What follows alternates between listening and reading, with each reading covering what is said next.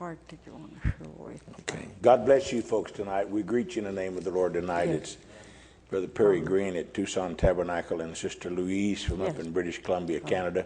We're going to show that on the screen so they'll be able Yes, to see it, but you Brother. just have the Bible there so they can see it. And I want to say tonight I'm more relaxed than I was the first time. So Good. I phoned the husband and he said to greet you all for him, and that he went up the highway and told Walter, Rose, and Maggie where I was, and they said, "Oh, we should have went with her." And they said to send greetings, and they appreciate you very much. And Russ said to me, he said, "Are you okay?" He said, "Yes, I'm fine." And he loved to be here. did he say you could stay a while? Pardon? Is he ready for you to come back home, or did he say you could stay a while? He said, "You went down there to serve the Lord." He said, "I understand." He said, he wasn't objecting against, no.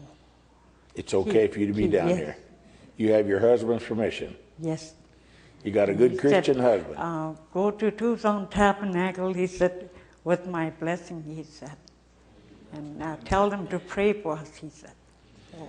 All right. Let's begin tonight maybe by showing the pictures. Then Louise can tell us who it is. Then as we talk about these people, you'll know who they are. I don't know what order you've got them in. Oh. So we're going to put them up on project them on a new screen tonight. Can we do that? Or am I getting ahead of myself?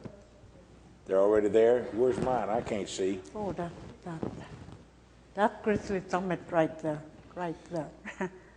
Okay, this little button right here You is have the one to you push. understand, I'm saying. Okay. This is Brother Branham. Here's Grizzly Summit right here, up here.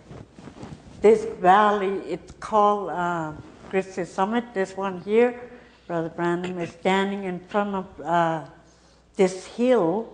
It goes up here. Out this is called Seven Roaring Mountains.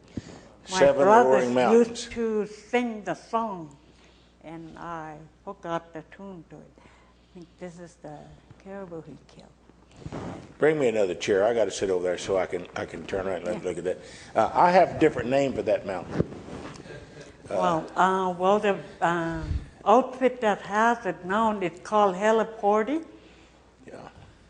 Well, I was on a hunting trip with Brother Brown at that place, and we climbed that mountain back there. Yes. And when I got through with it, I called it Fat Man's Misery. Oh.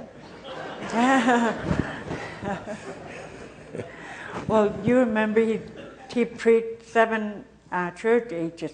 Okay, if you climb this this Seven Roaring Mountain hill, out this where there's 7 mountains standing like this in a row. Yes. Yes. And I was testifying to Dan Clemency and Vicky one day, and he said, "Perhaps I should fly you over there, and someday we'll get the testimony," he said. So we hadn't gotten around to it. But this hunting area, it's what Art Thompson has this hunting area now, this one here. Mr. Thompson has a hunting area now. Yes, he has. Hand me that pointer there, please. I'll give you all some testimony. Okay. When I hunted with Brother Branham here, what we did is when we went up this hill, over on the other side, we saw a caribou laying on a mound on the other side, and all the others gave us their lunch, and Dennis and I went down the hill, and I killed a 39-inch caribou, and we packed it back out. And we got back about midnight, and we took the 25 pounds of meat we brought back and laid it on the refrigerator, that right there. Oh, wow. And the next morning we got up, the dogs had got it. And we went around and found it, and Brother Bram trimmed the dog chewings off of it, and that's what we ate for lunch that day. So I wanted you to know what kind of a man he really was, you know. But this is the 42-inch caribou horns here. I was not on this particular trip, but that's the horns of the 42-inch caribou that he had killed the year before when he was there. But This tent is the same one they used, and that we used it on the same trip. There's a lot of wonderful things happened there, and our sleeping tent was over on this side, and we slept there. But I was just talking to Sandra before this. We came in here tonight because we had a dartboard set up in front of this tent, and when we got snowed in, well, that's all we could do is just play dart games. And that's where I noticed that Brother Branham, every time he threw the darts, he hit the bullseye, unless he was playing a game against one of us. And he would never win a game if he was playing one of us. And I noticed that when he's playing by himself, he could put him in the bullseye. But when he's playing us, he would always lose the game. And that's when I asked him, Brother Branham, why don't you win? And he said, Brother Green, if there's any pleasure in winning, why don't I give it to you? And he taught me from the book of Galatians, that's the spirit of emulation, that people are competitive and they think they just got to win. But Brother Branham's attitude is if there's any joy in winning, why not give it to you? His joy wasn't in winning. His joy was just playing the game. And I also noticed that some days we got snowed in, we'd be inside the tent where it was warm. And if I happened to be outside and Brother Branham would come out the tent, the mountain was covered with snow the year I was there. And I have some pictures of that.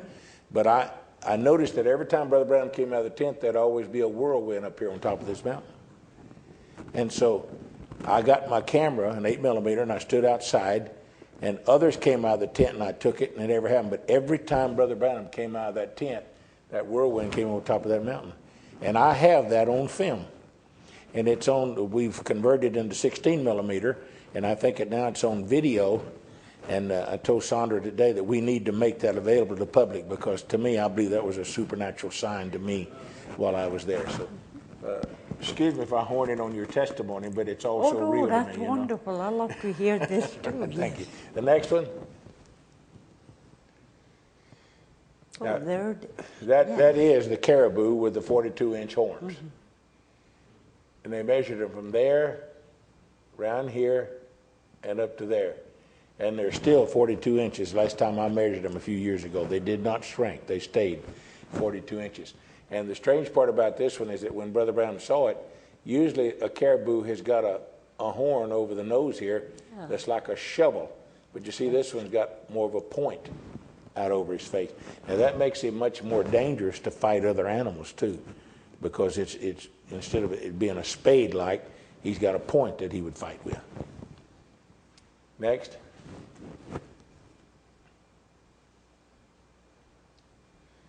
That's still another shot of the same.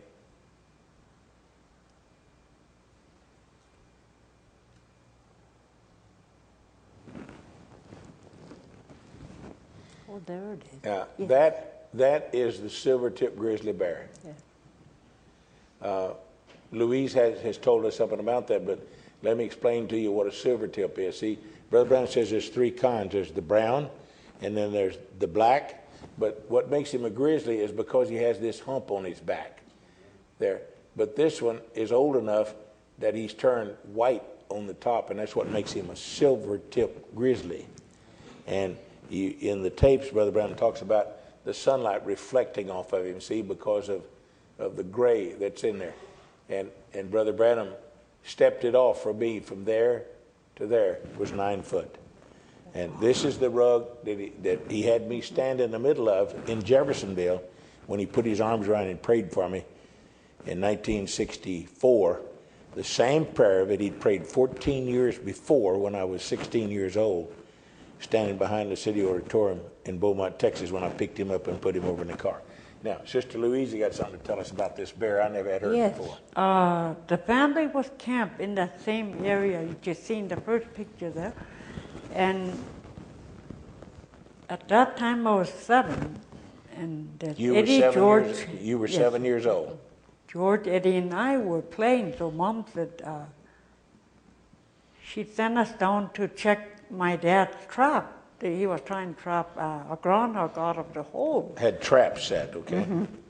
So in the meantime, this grizzly was coming to the camp because the mountain was higher than where we were. The camp was on the slope. So Mom told us, come on back up here, she told us. So we all ran back up there, but she didn't tell us there was danger near. And my sister Elsie was in a camp. She's got a baby, was only 3 months old. So when Mom went back up the hill after Dad and Joe, they went to meet the grizzly, and Mom said, "What are you kids doing here?" They said, "Get back to the campfire."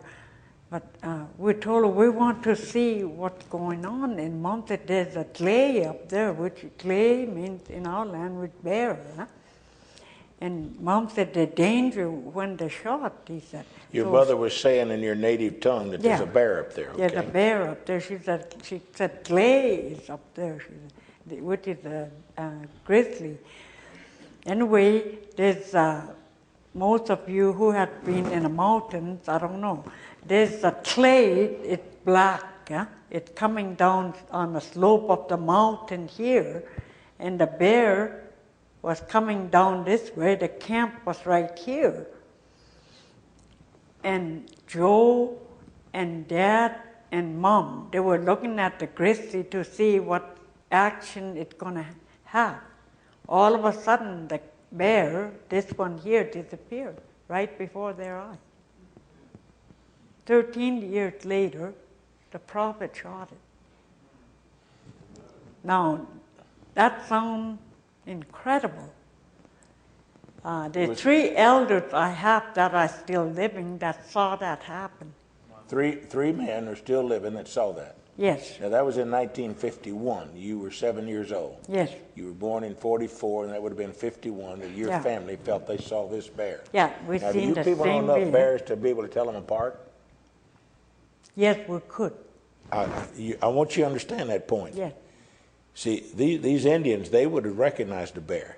Yes. It'd be like you could tell one horse from another and one cow from another. Because where did the bear go? In the mountains, Brother Perry, you've been up there.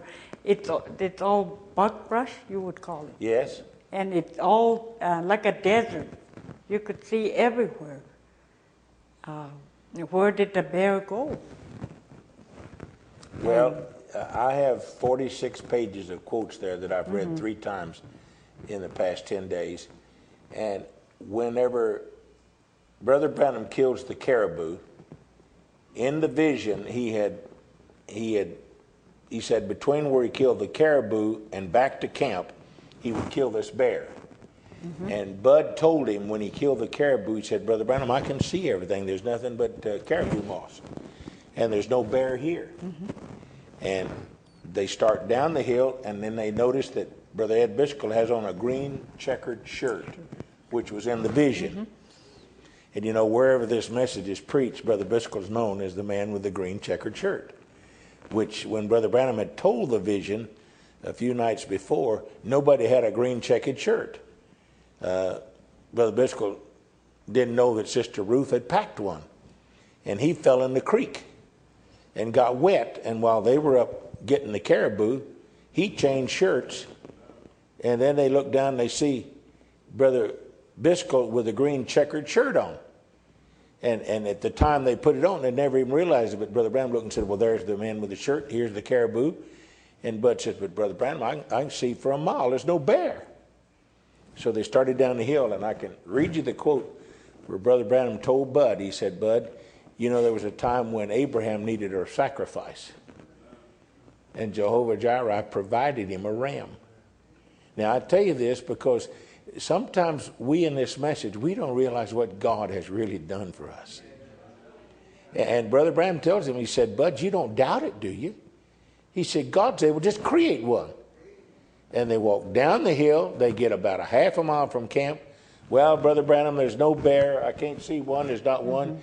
And Brother Branham turned and looked at me and said, "Bud, what's that sitting up there?" From where they had just come from.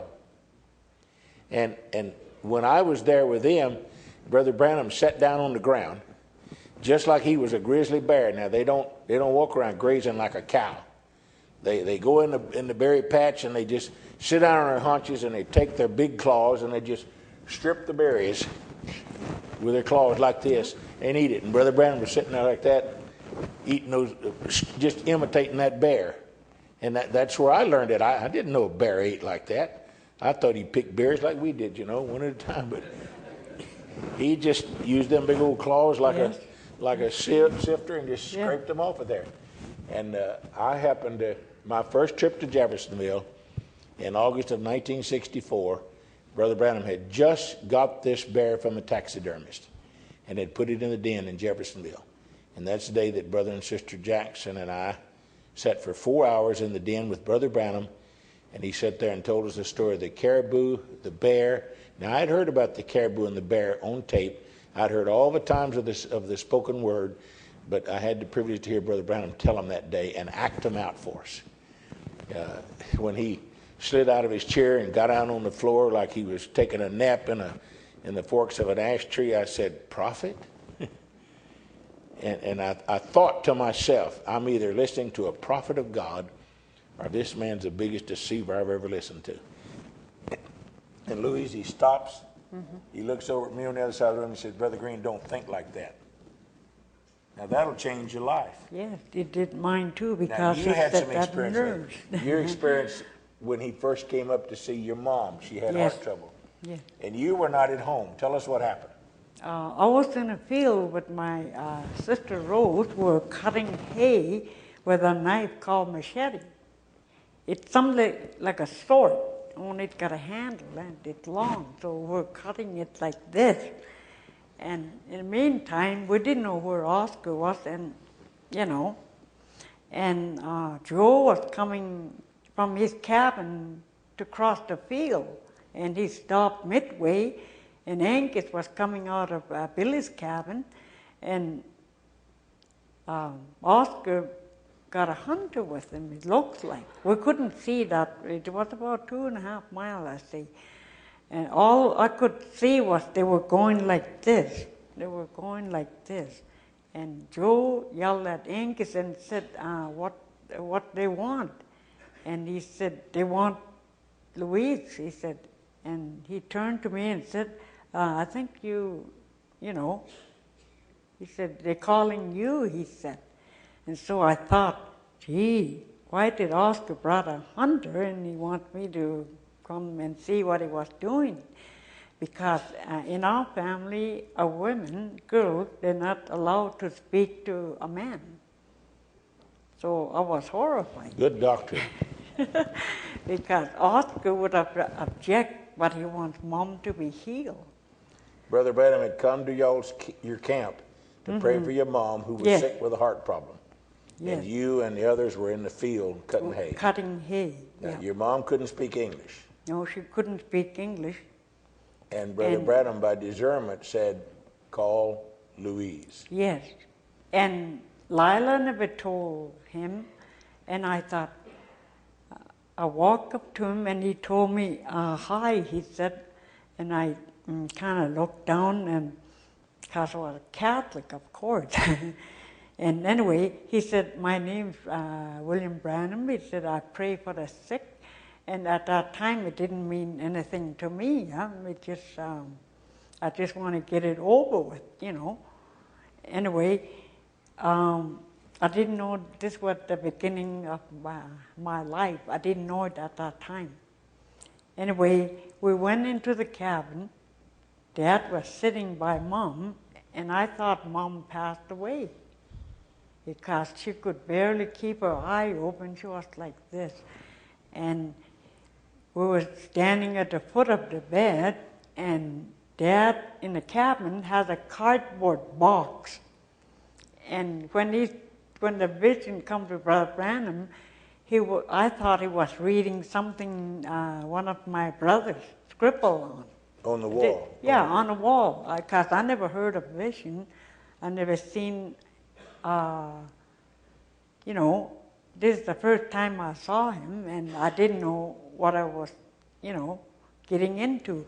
Anyway, he said, he was looking on the wall, and he said, "A big city," he said, "her daughter is going to the big city," and I knew he meant me. And he said, "She's going in to be a nurse," he said.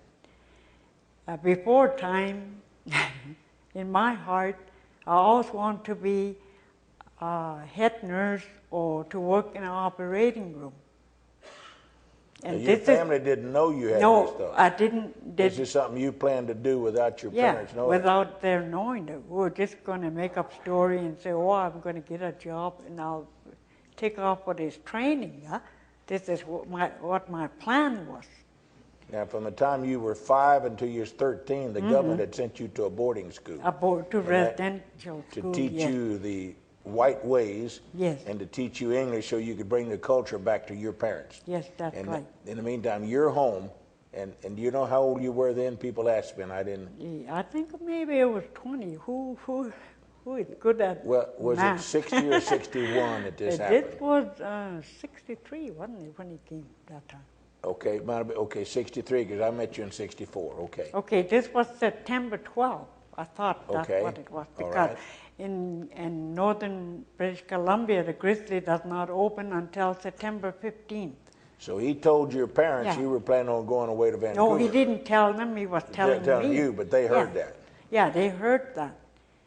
And also, back in my younger years, I was going to marry this rancher. And I thought, oh, I'm going to be a head nurse, I'm going to, was just planning. This was deep in here. I thought nobody knew, and here he was pulling it out of me by discernment. And he was looking at the wall, and he said, you're going away to be a nurse, and also the man you had in mind, he said, he's not for you, he said. And right there, my dreams come crushing around me. I thought, this is over, but I didn't. You don't dare cry out that way when you're standing in the presence of the angel. You sure don't. Isn't it, Brother King? Yeah. And those thoughts were gone. They just dismissed my mind like that. Now, before she was born, her father had agreed with a friend of his that her father... That horse I was standing by, Yeah, her father had... The horse that we're going to show you, the mother of that horse was well trained by her father. We said this on the first one, but we need to review for this second one. And there were 7 brothers that got stranded on an island in the river, and her father, with his trained horse, commanded this horse to go into the river, rescue the men, and the horse made 7 trips, went in and got the men. And one of those men came out and said to her dad, if we ever have children, we need to have them get married. And so before she was born, she was pledged by her custom of her tribe to marry this man's son, which he was a boy, and that man had a son, and her father had a girl. And so she grew up all her life pledged to this man. And in their tribe, that's law. Now, at this time, this boy was there, and he wasn't living right. And this is when Brother Branham said, the man is not the man for you. You have in mind, it's not for you. And at 17, he drowned. Yeah. But she still felt obligated later on in life. And now Brother Branham told you something about if you'll be a nurse? Be a nurse for the Lord, he said. Because, and I didn't know at that time what he meant, but he said, be his nurse. He said, here's Brother Branham. He said, Louise is a good nurse. Louise is a good nurse, he said. Louise is a good nurse? Yes. But take care of your parents? To take care of my parents. And what was the reward? A wonderful, he said, when it comes to that time, he said, may it be one of his servants, he said. Now, at that time, Russ was not serving God. But he agreed, like when he knew what I believed, but he said, you can go to church, you can do that. He was used to be a Catholic, but he worked in the oil and gas company. I guess you might say knowledge went to his head, and he thought he was just it. I don't mean to criticize him, but the man thought he was somebody, and he was prejudiced toward native. Prejudiced to the natives, okay. Yes, he was married to his first wife named Lel. They got 2 wonderful girls. So anyway, What year did you get married? 19 something. Oh, imagine forgetting your wedding. Anyway, Lel went on, and so Russ was single, and I was still single. I didn't intend on marrying, you know. I was just with my girlfriends, and Jeannie said to me, my girlfriend that I always go visit, she said, he likes you, you know. I said, I know. I said, but I don't like his way. I said, he's drinking and he's, you know, running around. And 2 years later, we did get married, and he was still unbeliever. And then as time went on, he came into the message. And I don't know who testified to him, and I don't know what happened there. You never did become a nurse, though, huh? No, I never did become a nurse. Except taking care of your parents. Taking care of the parents, he said, be a nurse for the Lord Jesus Christ, he said. And so it means, like, say, your word does like medicine, it's something like that. So had been helping people by the grace of God, like, you know, were kind to them and talk to them, visit them in their home and everything. And maybe that's what he meant. I've been seeking, you know, what he meant by be a nurse for the Lord. I don't know what he meant. Well, I can't think of a better one than taking care of your parents, because it even says you honor your mother and father and your days to be prolonged. He said, well, if you look after your mom and dad, God will give you a wonderful man, he said. And there was a question that come up there because there's oil and gas up there. And he phoned me because of the Generation book.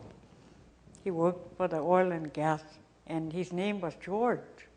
And he was praising Russ. He said, aren't you lucky, he said, to have this, to have her for a wife?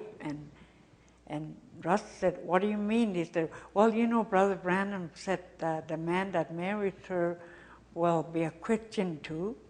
You know, just like that, out of the blue, like that. Because he knew that, he read that. Mm-hmm. He read the Generation book. But George is a Christian, but his wife is not. So she was in Winnipeg somewhere, and Russ asked him, he said, where's your wife? He said, oh, she must be home. He said, she doesn't believe, like, you know, she's not a Christian. He said, she rebelled against this message, he said. And he said to Russ, he said, if I got a wife like you have, he said, I'll be very happy man, he said. And I thought, thank God. Now Russ heard something now. You know, that's when the Lord was working on him. God was merciful to him. He was bringing him in slowly. But now today, he is... he listened to the tape, he's studying the word, he's just waiting to be baptized. Yes. Lord willing, thank God for your prayers. We're going to try to take care of that. Yes. Let's see another picture. See what's next. Now, tell us who these are. Yes, Brother Branham and Oscar. That's Oscar. Yeah. That's Brother Branham. That's Brother Branham. The same tent in a different location. That's Bud Southwick over there. Now, this is the hunt where the boys took one of Brother Bud's best horses off to bring a caribou back into camp, and it smelled of bear and spooked. And they came back and told Brother Bud they'd lost his horse. Now, that horse was worth about $800 then. That was a lot of money because it was a horse that was well-trained. It would pack a stove on her back, you know, without being spooked. And Bud was very unhappy about losing the horse. And the Lord gave Brother Branham a vision.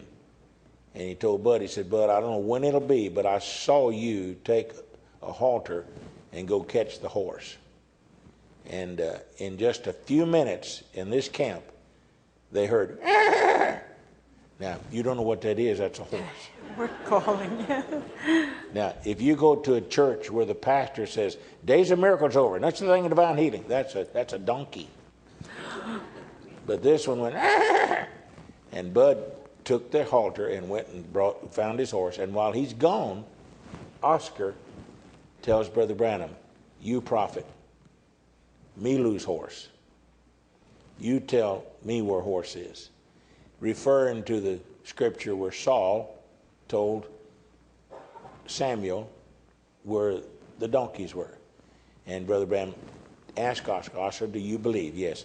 And Brother Branham prayed, and he said, Oscar, all I do is I see your horse and some others in the snow. And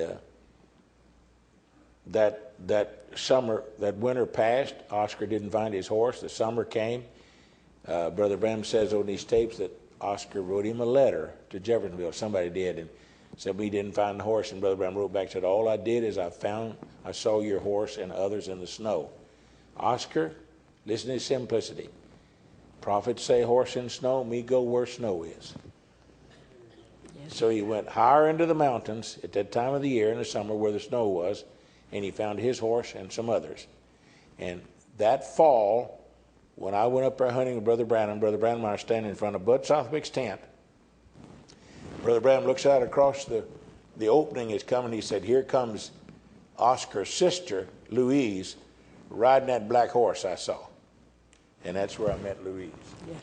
When she came up there. Let's see what the next picture is. Didn't mean to steal. Now, there's the picture I took. Yes. That's Louise when she's about 20. And Brother Branham was with us in the black horse, and I took the picture. But that horse name is Ada. Ada? Ada, eagle. Eagle? Yes. In your language? Yes. How do you spell it? Ada. A-D-A? Yes. In case we have some university people here, we might spell it wrong. Hopefully they would correct us. The horse. Yes. The name of the horse was Eagle in English. Yeah, Eagle. But in our language, it's called Ada. Ada. Ada. Always say it, Ada. Ada. Eagle. Eagle. What a horse. Was it male or female? Do you know? That's a female. It was a female. Yes. Now, it was her mother that was the one that the trained horse yeah. that your dad sent across the river to rescue the other end. That black mare. They call him black mare. And Brother Branham, the night that year rode out with him, he was riding a horse named Midnight. Midnight. Midnight or Night? Night. Yeah, Night. And black mare, yeah, she rescued 7 men from drowning. And those of you who go up on Alaska Highway, the river, it's called Racing River. It's mile 419. The river's still there. For witness, it's still there. Yes, where black mare rescued her life to save those 7 men. At the command of your father? Yes. And these men are from North Dakota. Okay. Let's see the next one. Now, this is a Bible that Brother Branham sent Louise. It was new when you got it. Yes, but it was falling apart. Yeah, I understand. Well, there's a story behind it. Okay. When Mom went to be with the Lord, my sisters, they stole it. They thought it belonged to her. So Lucy had it. Lucy, in turn, gave it to Elsie. Elsie's my oldest sister, and she has 3 boys and a girl. And as long as this Bible was in her house, she was blessed. The Lord blessed her in every way. Let's turn the page on it if we can. Oh, there it is. Now, that is Brother Branham's handwriting, and that is Louise MacDonald's Bible. So your sister wound up with it when your mother died. Yes. And it was in her home, and you say there was a blessing. Yes, she was blessed. The Lord honored her for her. Then how'd you get it back? Well, she's got a daughter named Wanda. If Wanda's listening to this, I don't mean to say it, but truth is truth. So Wanda said, when she went up there, I said, Wanda, does your mom have the Bible? She's seen this. She said, oh, I know what it looks like. I'll look, she said. And 2 days later, she come back. She said, yes, it's there, she said. And she said, I'll tell you what. She said, I'll steal it back for you, she said. I don't think that's stealing. I think that's just possessing the land. And she did. She got it back for me. And I don't know, every time the weather turned bad or something, Elsie, no, this is God's word. So this is why the Bible is kind of damaged. She leave it out like this because God could see His word and He would change the weather for her. And every time she thought that whatever she desired, it happened. And her Rose was living next door. Rose and Maggie, they lived together. So they thought Elsie was casting a spell on them. But they didn't know that God answered prayers. Yes. You have to understand that these people were raised in a lot of traditions and customs and superstitions and so forth. But you know, God honored those things. Mm-hmm. It's like I told the last time when Brother Branham got down and bathed himself in smoke with those Indians in South Africa. And Brother Jackson questioned, what are you doing? Brother Branham told him, he said, they believe that there was a spirit that protected their forefathers, and they want that same spirit to come protect them. And Brother Branham told Brother Jackson, it's just like when the men went to the river and said, where is the God of Elijah? Yeah. Well, excuse me, folks, but there's times when I call on the God of Brother Branham. And Brother Branham told Brother Jackson to pray to the God that's within you. And I believe that Brother Branham served the true and living God. And so I don't hesitate to say that I serve the same God that William Branham served. And when these people did this, God honored that. Mm-hmm. That was faith that maybe they didn't know what it was. But Brother Branham said it's the sincerity of the heart that it takes to make it work that way. So God bless that. Is there any other pictures of that Bible that was there? Let's see if there was. I thought there was. There's a rainbow. All right, now this is a mountain that's there in the area, and you can see the rainbow. This one, the other night we couldn't see it in the black and the white. But tell us, Louise, where this rainbow is.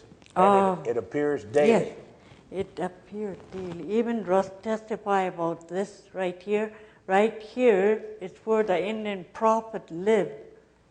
I'd say maybe 500 years ago, before the civilization.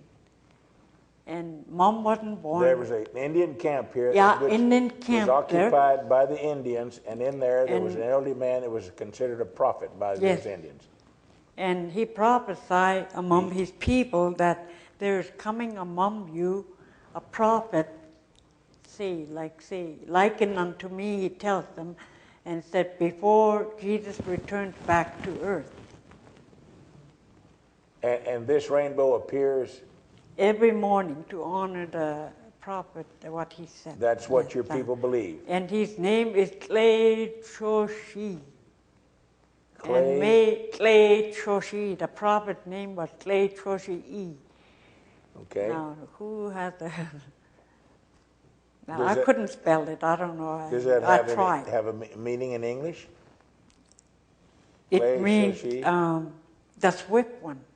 Clay Choshi means in our language the swift one. The swift one? The swift one. Oh, the swift one. Now, what was the results whenever he prophesied there'd be a prophet?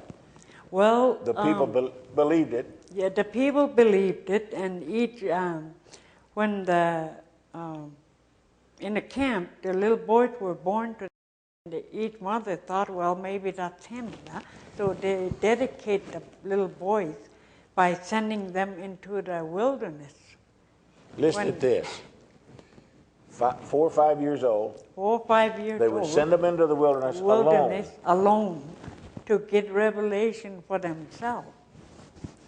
Like some would say, an owl will pluck his feather and throw it down for me, and the boy will pick it up.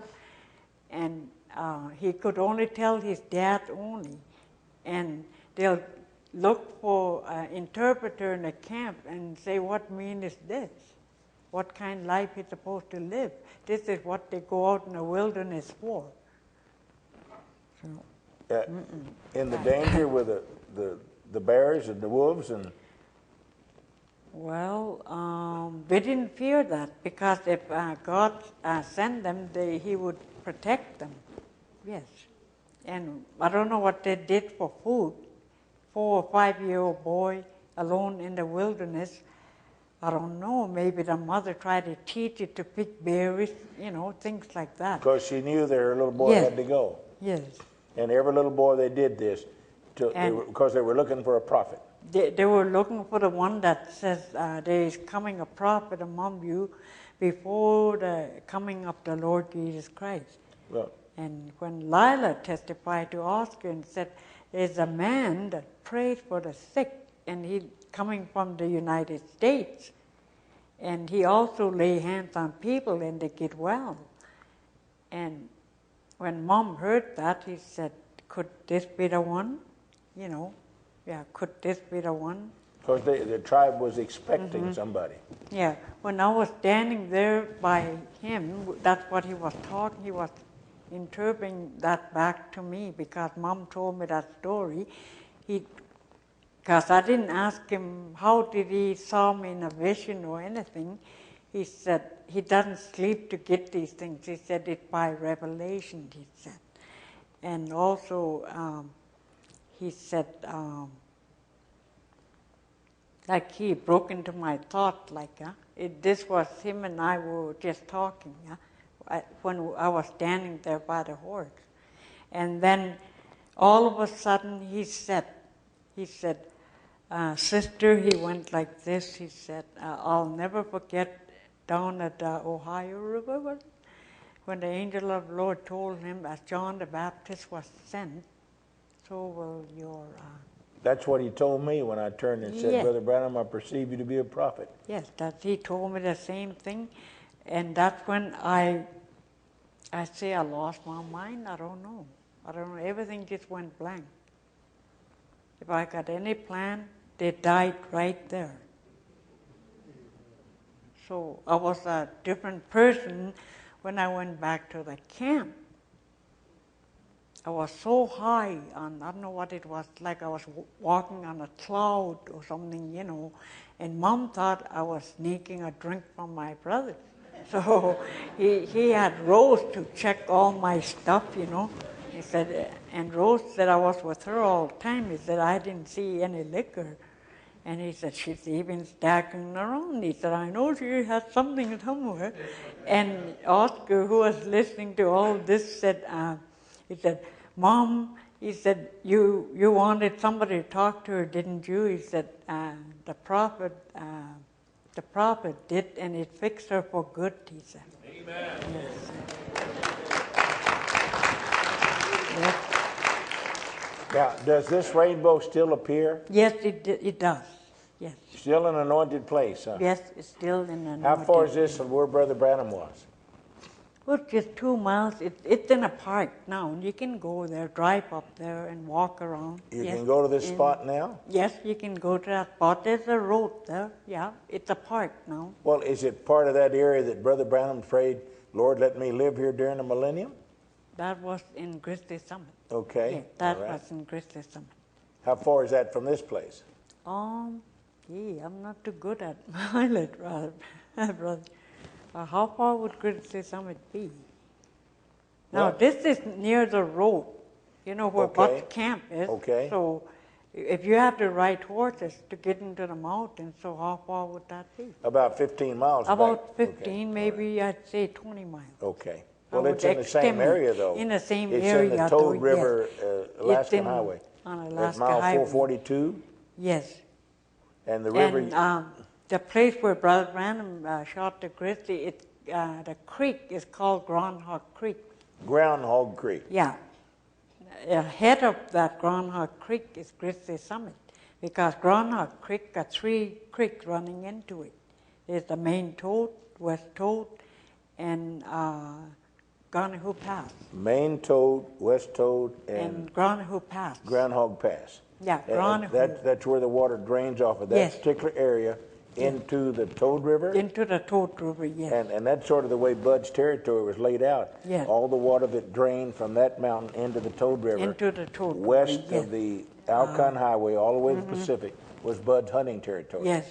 And that's where the grizzly, the caribou, and the other bear that Brother Branham saw, all of them yes, born, it's raised, all are in created that there. same. Yes, they were all created there.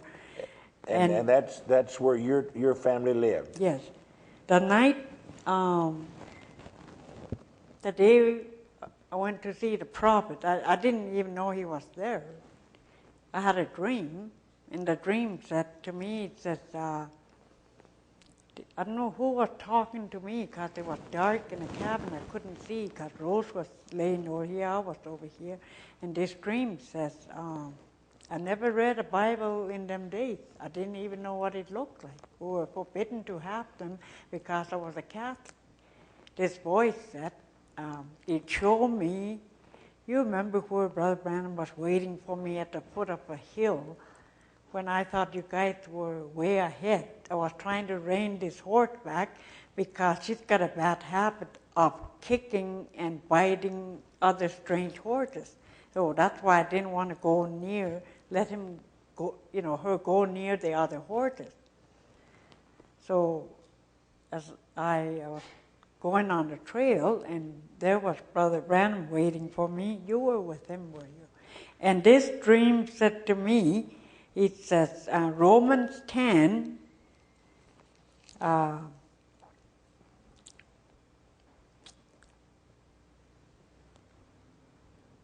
Romans 10, 8 to 11, it says, when you awake, he said, read this. Romans chapter 10, verses 8 to 10 to 11. I didn't have the Bible then. So we'll have Brother Green write what's written there. That was.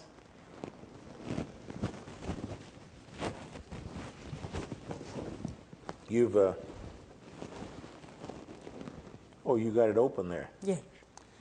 That if thou shalt confess with thy mouth the Lord Jesus, and shalt believe in thine heart that God hath raised him from the dead, thou shalt be saved. For with the heart man believeth unto righteousness, and with the mouth confession is made unto salvation. For the Scripture saith, whosoever believeth on him shall not be ashamed. 9, 10, 11 of Romans 10. 8 to 11. Okay, but what saith it? The word is nigh thee, even in thy mouth and in thine heart. That is the word of faith which we preach. Yes. And that's the Lord. A voice spoke and told you that. Yes, it like said, in a dream. Yes. And then It when said, this man I was about to write with that day. I don't know to this day what the meaning of this is. Or what is, the word is nigh thee, even in thy mouth and in thine heart, in the word of faith that which we preach. And when we come there, and Mom was talking to Brother Branham, she was healed, and Dad come out to see him. This got something to do with it. Anyway, Brother Branham was talking to Mom and said, Sister, you're healed now. And she said, yes. And she said, now we can die happy because we have seen, like say the Lord Christ, she said. Now we have seen his prophet, she said. She was talking in Indian. Brother Branham heard her speak in English. Understand this. Her mother said this in the Indian tongue. Can you say that to us in the Indian tongue? Now let's. Mom done zegi tu rasta nache de zegi needed sal. And Brother Branham understood it in English. Understood it in English. And when he talked to her, when he told her, Sister, how you're healed and how you're doing, she heard him speak in Indian. In the Beaver language. In Beaver language. And Ankis, who was standing there, said to Brother Branham after they were talking about the Holy Ghost, and said, Brother Branham, he said, when we're living far in the bush, he was concerned about Dad in them days. Dad used to get sick out in the wilderness. And he said, what shall we do? Because we can't just run and get a priest because he's so far and he might die between them. And he like I said, he's very stern with me, very strict. It's like you mothers know how you have to constrain your 2-year-old or something like that. That's the way he was with me. He was awfully strict with me. He turned to me and said, "You speak the word," he said. At that time, I didn't know what it meant. But before I wrote out with him, Romans chapter 10, verses 8 to 11. And I never read that. I dismissed it from my mind. Later on, Lila and I read that. And she said, "You got to get a minister to interpret this to you." And I said, "What does it mean?" He said, "It just means what it says," she said. Because she was a strict Christian too, she was she was a real believer. And so was Brother. You're talking about Lila Southwick? Yeah, I'm talking about Lila Southwick. Okay, now yes. Lila was a very small woman. Yes. But her husband, Bud, was a cowboy. Mm-hmm. And he'd become a game guide. Yes. Up there in the territory. In territory, and they were friends of Brother Biscoe's. Mm-hmm. And that's how Brother Branham got acquainted with them to come. Oh, that was, yeah. To come to Bud. Mm-hmm. Bud, being a guide, had offered Brother Branham a hunt. And Brother Branham says in a quote that he said he offered me a free hunt, and he said, "I'll take anything free. I'm always having something free." So he went up there, and that's when they told him about your mother being sick. Yes. And he wanted to come pray for her. Mm-hmm. But on one of the trips, Brother Branham found out that one of Bud's brothers, now what was his name that had the epilepsy? Curtis was his name. Yes. I've always thought it was Ted, but Ted, you said Curtis, yes. okay. Curtis, they call him. Okay. Yes. And he had seizures. Mm-hmm. And Brother Bud mentioned it to Brother Branham, and they were riding up the trail with the pack horses, Bud leading and Brother Branham in the back.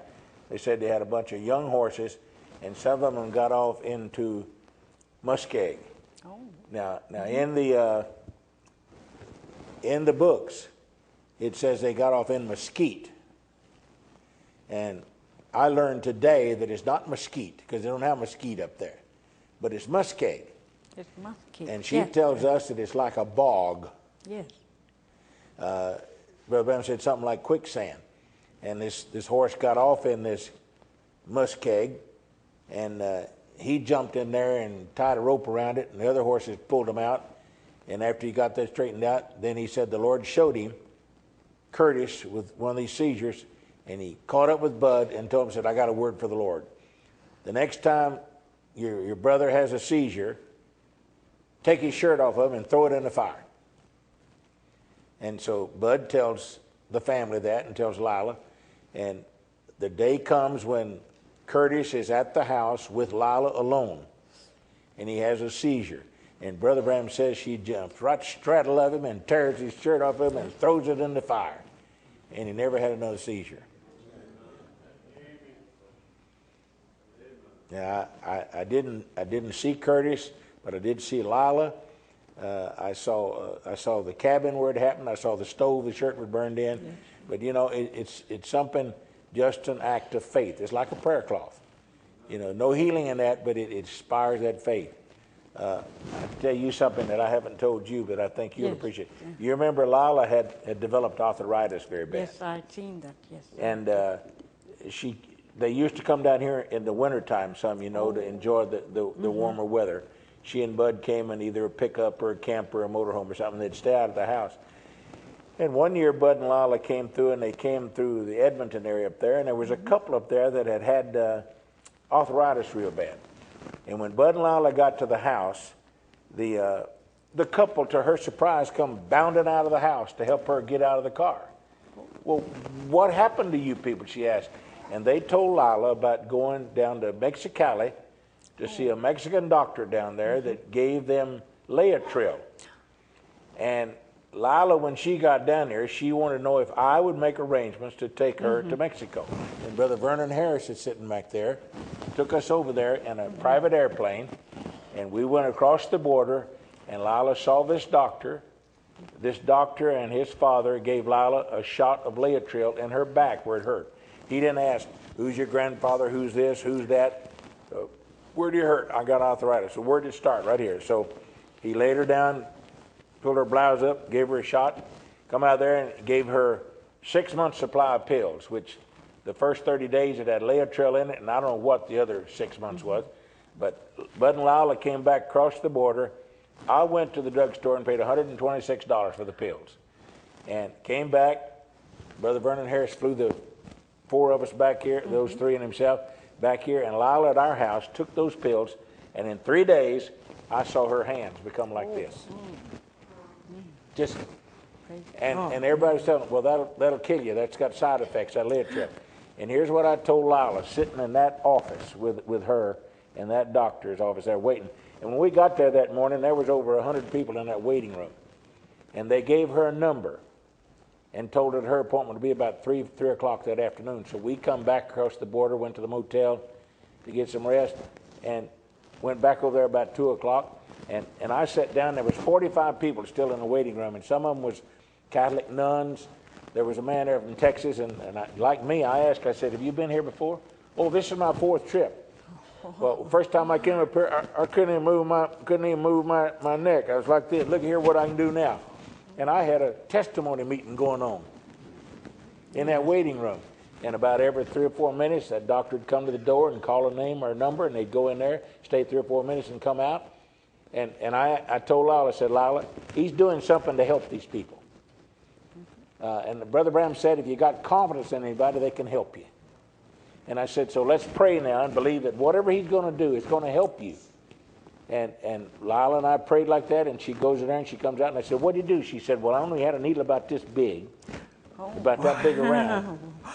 And it was probably like a syringe you give a horse, you know. But what he did is he gave her a massive dose of Laetrile, because I went back over there 4 times after that to get her this 6 month supply of pills. And I got very well acquainted with this Dr. Joseph over there. And got to where I could call him on the phone, and he'd mail me a prescription. I could go over there and get them, or down here at Nogales and pick them up without that. FDA didn't approve them here in America. So they were considered a quack medicine.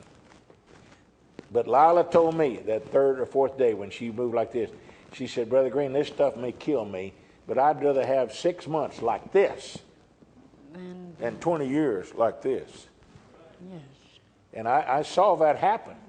And I've told this story because I want people to be helped. I don't want people to have to suffer. And this is what Brother Branham would have taught. When Brother Branham went to South Africa, the brothers over there, because of H.G. Lake's teachings, they didn't believe in aspirins or medicine, anything else, and they asked Brother Branham, what would you do if your son Billy Paul had a headache? And Brother Branham said, well, if it wasn't serious, I'd give him an aspirin. And I mean, some of those people turned him down because he'd taken aspirin. There's no righteousness in that. It's the faith you have. We know who the healer is. The medicine that you take is just the chemical that God uses to help what there's happening in the body. And I don't know where that fits in or anything or not, but you knew Lila. And, yes. and as long as I could get her the pills every 6 months, Lila enjoyed this. Because up there in that area, in the wintertime, y'all only have about 2 hours of daylight. Yes, that's true. From 2 to 4. From 2 to 4. Lived in the dark all the time. In December 21st, we only got 2 hours daylight. And then in the summertime, you got 22 hours daylight. June 21st is the longest. June 21st. You got 22 hours of daylight. Yes. But in the wintertime, you've only got a couple of hours of daylight. Yep. That's very depressing, isn't it? Yes, it is. Because if you don't have electricity, you're living in the dark. That's why my sister there, Sister Sonia? I'm sorry, I didn't mean to say it. Yeah. She was so gracious, she's so understanding, spiritual. Anyway, we went to the store and we got them some candles. Now, they'll appreciate that very much. You bought some candles here. Candles from here, from Tucson. Imagine. To take back up there. Yes. Because Maggie still lives in the dark sometimes. Yes. Huh? And then she goes to the argue with Walter because she got no light. And Walter's trying to console her, no, dear, you know. And they share little candles like this up there. They borrow from one another to get ready for bed. because they're 142 miles north of Fort Nelson. That's the closest door they got.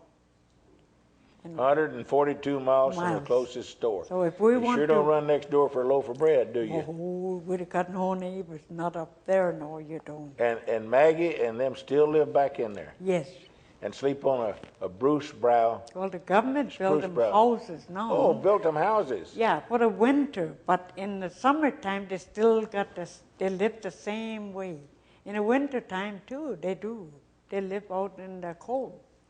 They just bank in the snow around them. That's why I was saying the University of Vancouver is studying their lifestyle. Some students come there and stay to observe their lifestyle. To observe the lifestyle.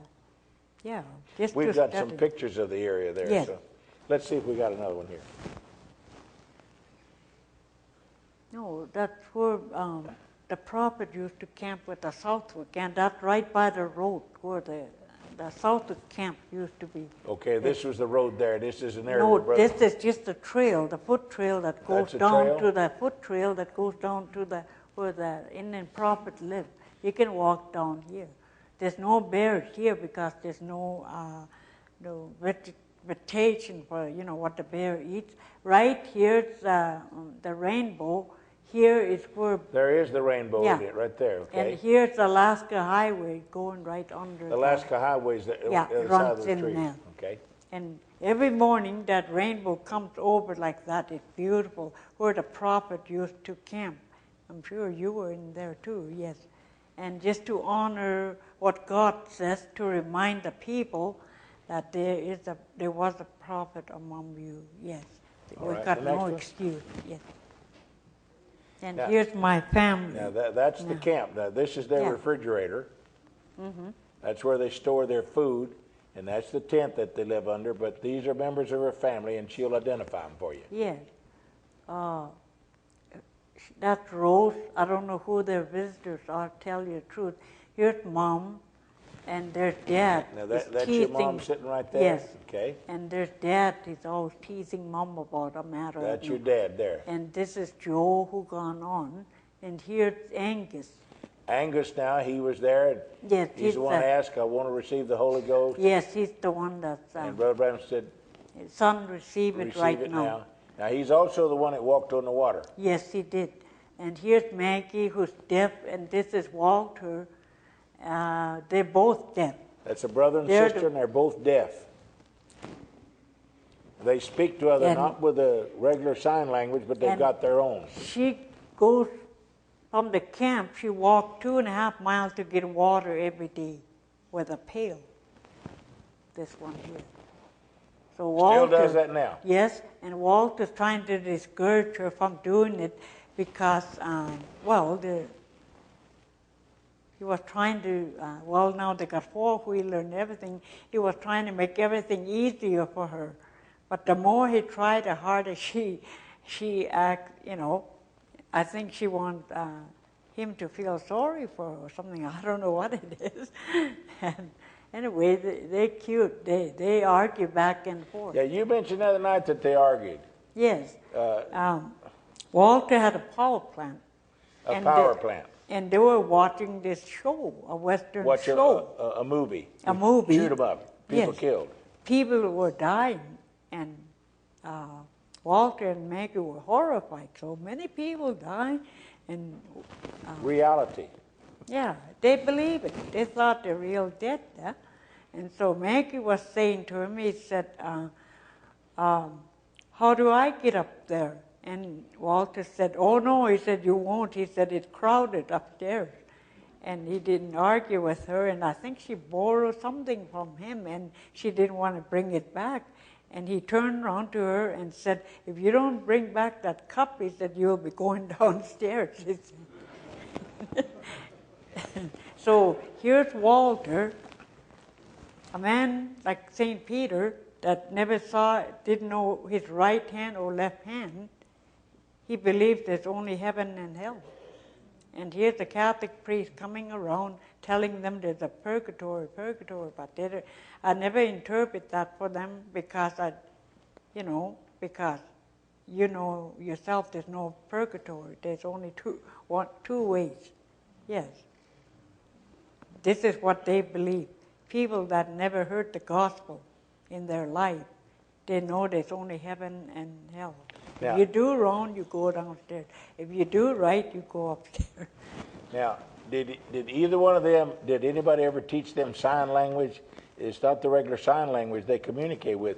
You explained to us, pastors, the other day, they do it with facial expressions and their things. Yes.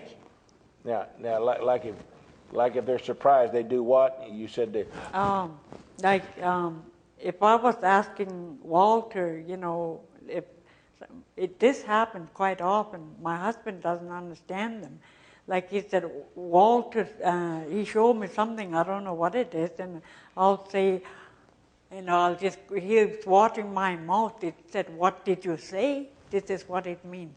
My mouth wide open, like, you know, what did you tell him? It's just no word, it's just sign. And he reads my lip, and then he tells me, "Oh, I wanted him to buy the battery because my flashlight need a battery, or my power plant is running out of spark plug," something like that. He said that's what I was trying to tell him. And these two still live in the wilderness? Yes, they still live in the wilderness. And they communicate to each other? Yes. Probably more than anybody else? Yes, they do. And they had a power plant so they could watch a movie? Somebody gave them some worldly movies. War movies or westerns? Yeah, it's something they shouldn't have. But we're going to send them some good Christians. Yes, and there was a Christian that gave them something about heaven or something. And Rose and Walter were watching this show, and they looked so humble, you know. And Rose went quiet. I said, "What happened?" He said, "It's all about up there, you know," she said. And Walter too, he said, they'd seen Jesus die on a cross or something. They thought it was the most horrible thing they ever seen. And they were saying, why did they put him on a cross, you know? They didn't understand, huh? You know, somebody gave them a video. I don't know who did. Maybe the clemency did. I don't know. Somebody did, by God's grace. And they loved that show more than the one that were, you know, movies. Western movies, they call it? Yeah, Western shows. Yeah. Now, they still sleep on this Bruce brow. We can't see but that Bruce brow that's there. Yes. And they cover with like horse blankets or something. Yes. And then pull a tarp over them to keep the moisture off. Yes, that's right. They still live like that? Yes, they still live like that. Didn't you tell me they want to be baptized also? Yes, they do. Rose had been baptized, so did Maggie. Rose was baptized by Billy Paul, Mom and Dad too, and Maggie was baptized too, but he was someplace in a bush, and he was out on a hunt when Billy Paul came. So and Walter and Angus wants to be baptized? Yeah, Walter and Angus, and these Russ. two, and Russ. Okay. You understand, they store their food stores up here to keep the wolves and the bears out. That's what they call meat poles. Okay. They call poles. Next one. No, this is, I went to residential school. These are the children I went to school with. When she was That's 5, me. the government took her and sent her to a school. I'm right here. Some of them went on. This is Which my one is you? brother right here. You are the biggest one? Yeah, I'm the biggest one. Oh. Here's Eddie right here. That's my brother. That's your brother? Yes. And all the rest, this is the chief's daughter, Patsy Bain, Richard, and Elaine.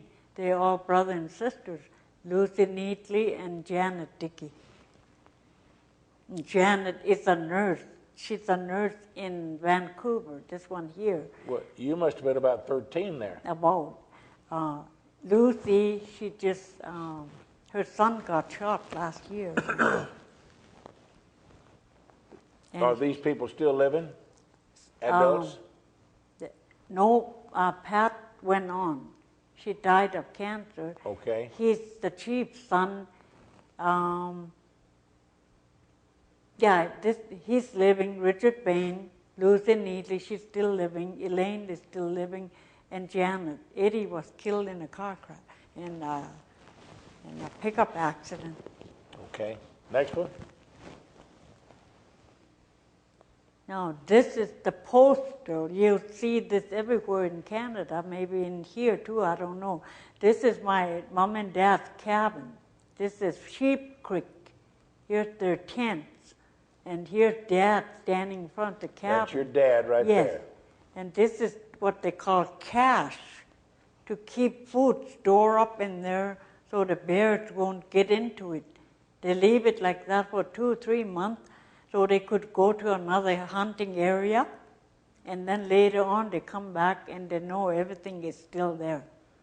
So this is the same mountain where the prophet, this is right here, it would be about here. This is that same mountain that yes, that rainbow that same ran mountain. over there. Yes, that's Okay. the same mountain. Okay. Now, is this part of the area that's in question now about the Yes, Yukon it is. tribe Yes, it and is. the Beaver tribe? Yes, it is. And your folks have lived in here about Yeah. 400 years. Yes. And the Yukon tribe is trying to claim that. Well, the government said the band that wins get $2.8 million. So this is why we're talking about testimony of the word. I don't think land claim is too important, to tell you the truth. I was telling them at the meeting, because I was one of the counselors, I said, why don't you choose Jesus Christ first? And then he'll tell you what to choose. And they told me to get out. I was dismissed. Or they said, you're no longer a counselor. But I had to be there because I got to speak up for my people. It's the only reason I'm involved. Other than that, for myself, I wouldn't worry about it, because what's going to happen if they gain the whole world, and you know what it says, huh? Yes. Sounds like she's got the priorities straight anyway, doesn't it?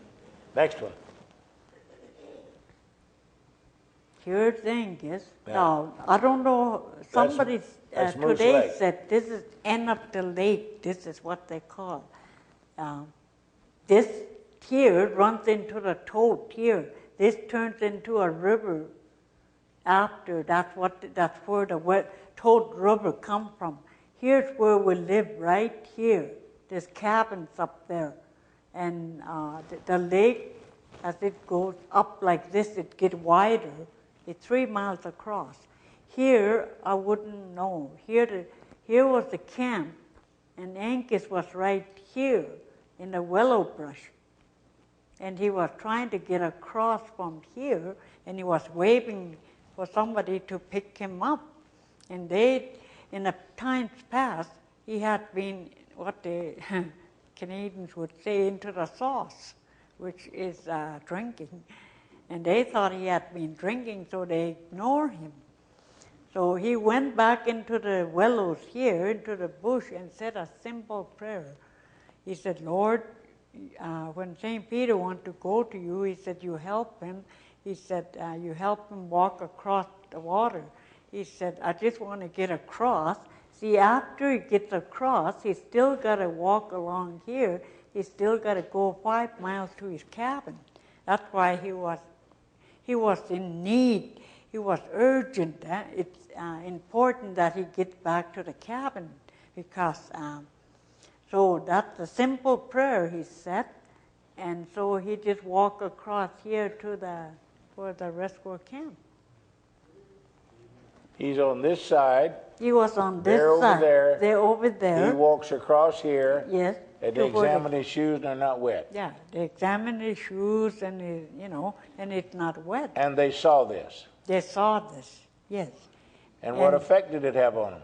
Well, George couldn't read the Bible. Now, this is just in the family. I shouldn't say this, but it doesn't matter because we're on testimony.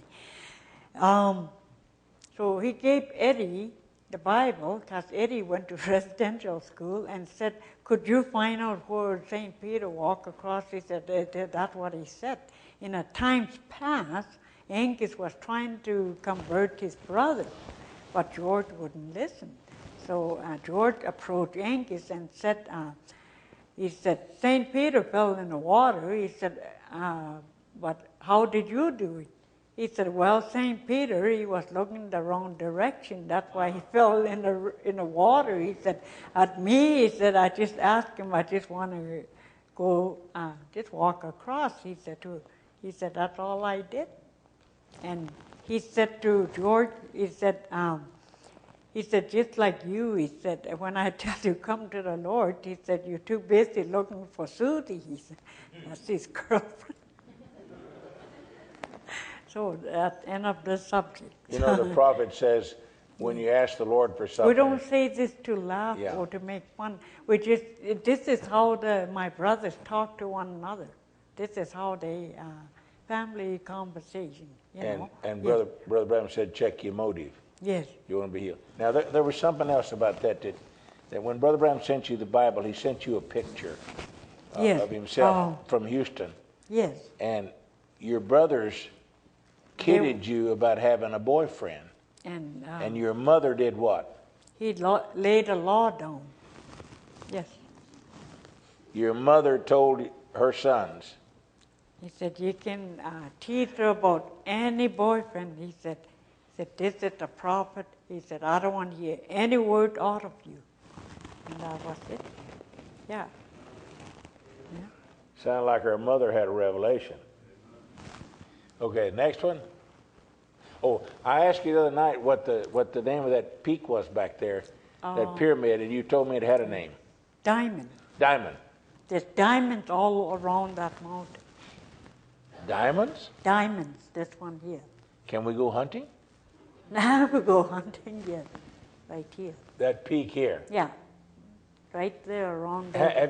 Have you climbed or hiked in these mountains? Yes, I did, yes. Joe killed a caribou up there, and he sent Rose and I to go and bring it down. Yeah. Imagine, instead of him packing it down, we had to go. Well, he said he was busy anyway. Maybe he was making an excuse, I don't know. Isn't that the way it is? White men sort of ruined it. The Indian had all you women do all the work. We come along and ruined that, didn't we? Yes. Taught the wrong culture.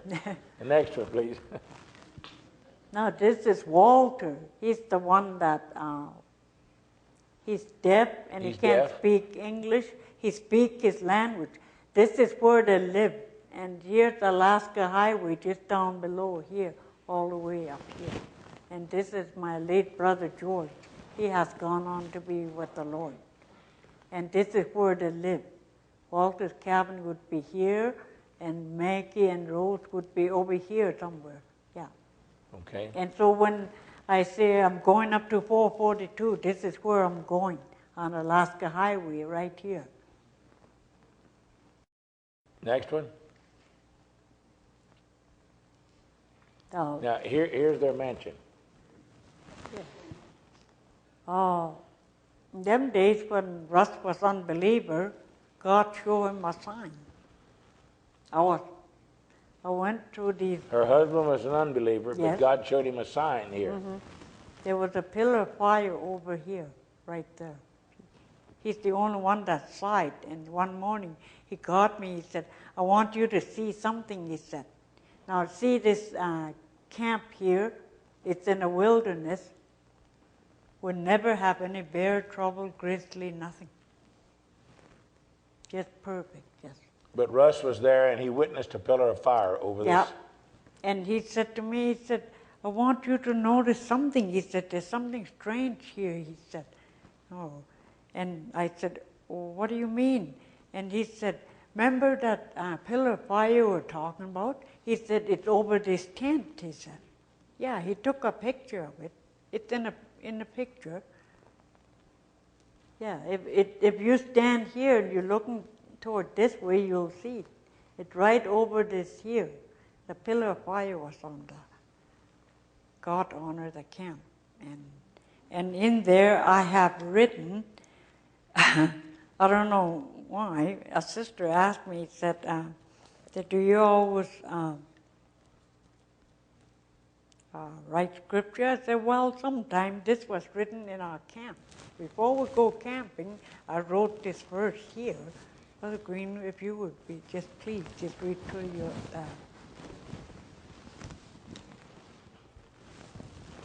It's Numbers chapter 10, verse 34, 35, 36. Numbers chapter 10, verse 34, 35, 36. And the cloud of the Lord was upon them by day when they went out of the camp. And it came to pass when the ark set forward that Moses said, Rise up, Lord, and let thine enemies be scattered, and let them that hate thee flee before thee. And when it rested, he said, Return, O Lord, unto the many thousands of Israel. And you wrote this verse of Scripture. Yes. And you took comfort from that. You took that personal, huh? Yes. And Wonderful. I just wanted to be over the camp, and just for protection.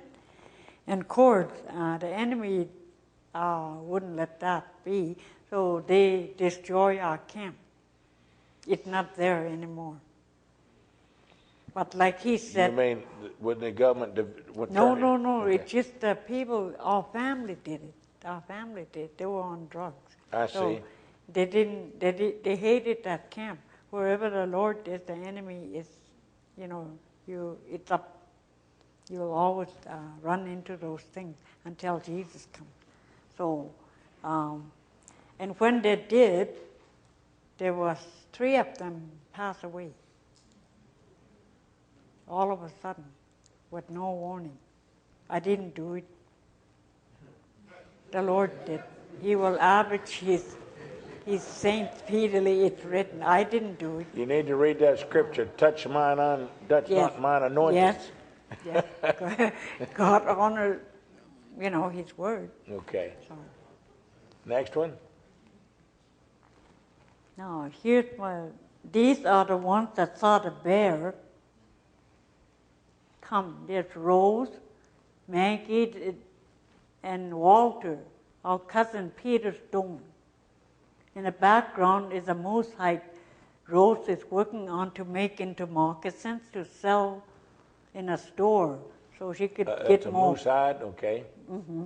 These people were there in that Grizzly Summit when the bear approached the camp. They seen it. When you were 7. That's when in I was 1951. 7, yeah. And these 2 are the ones that argue every morning. And Rose, she's how you say, she's got authority or some dominant or something? Dominant? Yes. Okay. And when we camp with them, we can't go anywhere unless we ask permit. And she treats us like 2 years old. One day, Russ jumped in a truck and took off to Montreux Lake. And I was there in a yard, and he said, where did he go? I said, he just went for a ride.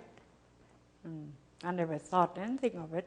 Next day, we went for a drive, and when we come back, she's standing in a yard with an angry look on her face and said, how come you guys didn't tell me where you were going? She's your older sister? Yes. I got one like that. No. I imagine Sammy's listening tonight too. So. I hope not. Next one. Now, here's Angus. Hopefully there's Angus. That's Angus on the end? Russ. And Russ in the center and George. Russ is your husband? Yes. And this one is his cabin, George's cabin. Okay. And he's the one that asked for the Holy Ghost. But he asked Brother Branham. And they take this pail here, they go to the creek, about 3 miles away, to get water. And bring that back with water? Yes, with water. And Well, that's that's about supposed 50 to last all day, that's but about 50 sometimes they pounds. don't. Y'all got running water, but just 3 miles away, huh? Yeah, but Walter, when they camp, for Maggie's sake, they try to camp by the creek so she can just run back and forth. Huh? And one time they did, she was criticizing him because it was too easy for her. She wanted a long walk, so she wouldn't know what she was doing. Yeah? Well, when I went to Bud and Lila's camp at mile 442, there was running water in their cabin. Now, Bud had went up the hill, and there was a place up there where there was a spring or something, and he took a large pipe, and he laid it in there, and then he reduced it down, and for several hundred yards, he had run a small pipe and run it into that cabin, and it went into the sink, and the water ran 24 hours a day. Wow. Down the hill, into the sink, and outside. So Lila didn't have to go get water. She just went to the sink and got it. So they had modern conveniences there. At that time. And no water bill. No water bill, yeah. Good, fresh mountain water. All right, next one. Now, this is Rose. She's at mile 9. There's her spruce brown mattress. Well, Vicky and Dan, they've been to this camp many a time to bring them stuff, you know. They go up there with 4-wheelers, 9 miles in the wilderness. Here, this is where she's sitting. That's where she sleeps. So this is her pet dog. And here's the spruce boughs Brother Green was telling you about. And this is her grocery. She covered up at night. Yeah. They make these blankets? No, the people, they give them, you know, it's given to them by people. It's like the university students, when they come up, they buy them presents. That's what they were showering me with, like some maybe perfume or something that they don't use. So maybe I should turn around and shower somebody else with it. Or like Russ said, you should have a garage sale. But that's your sister Maggie? That's Rose. Rose, okay. Yes. All right. And she lives there alone? No, Maggie's bed is on the other side. Okay. This is just her where she sleeps. Maggie's bed would be here. Okay. They sleep side by side with the grocery in the center. Here's the campfire here somewhere, right here in the front. You have a camera? That's no. something we need to send home with you as a camera. Oh, wow, I got the kind that is foldable and not a camera. We'll get her a camera. How many think she ought to have a camera? So she can get on her laptop computer out there and get on the internet. Yes. We can see what the next one. Now, these are my friends. She's very worldly. This is Jeannie Burke, Henry Collette. He's from France. That's Russ here. Here's Summit Lake. This is what it looked like right now. On Alaska Highway, runs right here.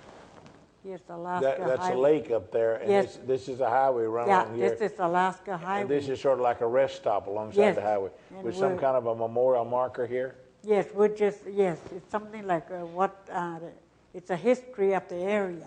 When the armies went through 1942, it's all written on this. Now, but the Yukon tribe wants this highway to go back to the wilderness, don't they?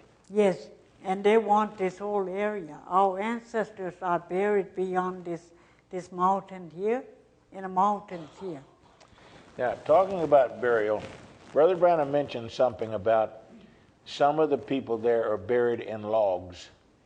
Was that a custom, a tradition of your people to bury some of the people that passed on into logs and put them in the trees? Oh no, that Teslan people do that. They Okay. call them tilted. They do it so the spirit can claim them. They bury them in the trees. Okay, how did your people in turn? They put them in the if there's a cave, that's where they lay them. Okay. There. And you see these brushes that Rose is sitting on, because there's no actual any object to get, to make cemetery. How do you say it? A grave? The grave. Yeah. So most of the ancestors, they just cover one another with these brushes. They cover their face and everything. That's how that. And that's how they interned them. Yes, that's how they interned them. Well, do the animals get to them? I don't know. I just it's hard to say. Just. But they would call a death by a bear or something a good death, wouldn't they? Yes. That to them, there wouldn't be anything gruesome about it. For a man to be killed by a bear or something, they feel like his spirit would be all right. Yes. Now, where's your mother and father buried? Up in the mountains, right at Sheep Creek. Sheep Creek. It's only a knoll, but the people of the town call it a mountain. So we're going to this, my brother's funeral, and the chief wife wanted to go, and they said, "Oh no, I don't think you should go." They said, "You got to climb this mountain, you know." She said, "A mountain to climb?" And that only aroused her curiosity, and she went. And she was better climber than all of them. I know when I went up to Whitehorse to bury that young girl that stepped into that crevice in the Yukon River, that brother there, we took his daughter and we put her on top of a mountain there outside the village. And that's where they had all the people interned. So I know that that's something that they bury them in an elevated position. But they dig a hole in the ground and put your parents in there? Yes. Our mom went first and then Dad after. Okay, do they put them in one of these? Well, they had them, the Indian Affairs took over.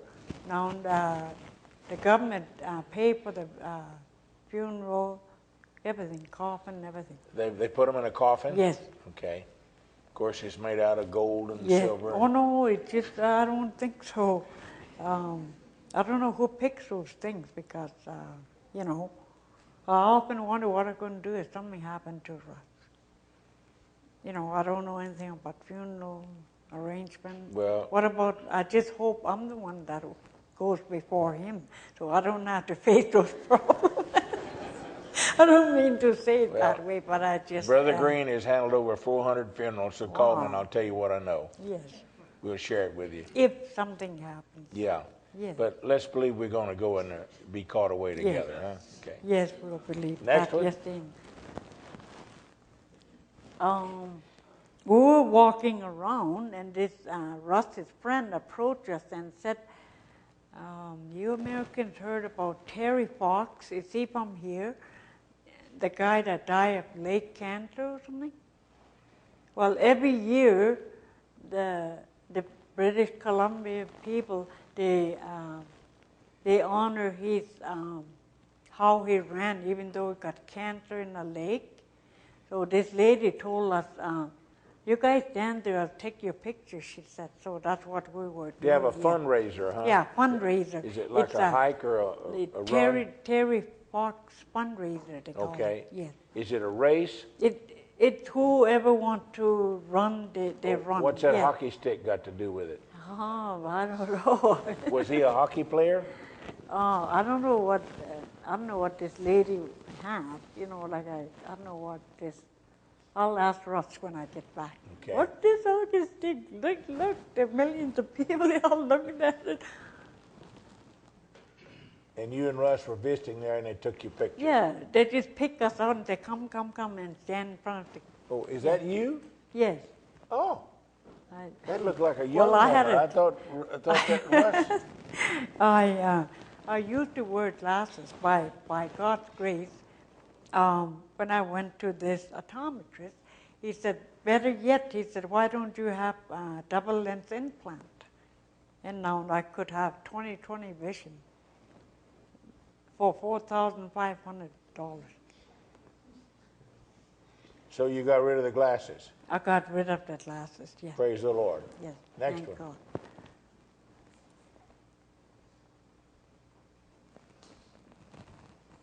We have any more? All right. Any question? Anybody want to ask Louise a question? Well, isn't that wonderful? We answered all their questions. Yes, thank you. Yes. Can you think of it? Can I ask them a question? Yes, you want to ask them a question. Yes. Is it okay if she asks questions? Yeah. I don't know how I'm going to ask this. My English is so poor. We'll understand you. Speak in tongues. My sister Maggie, she always called them Americans. She called them Bettikins. You Bettikins.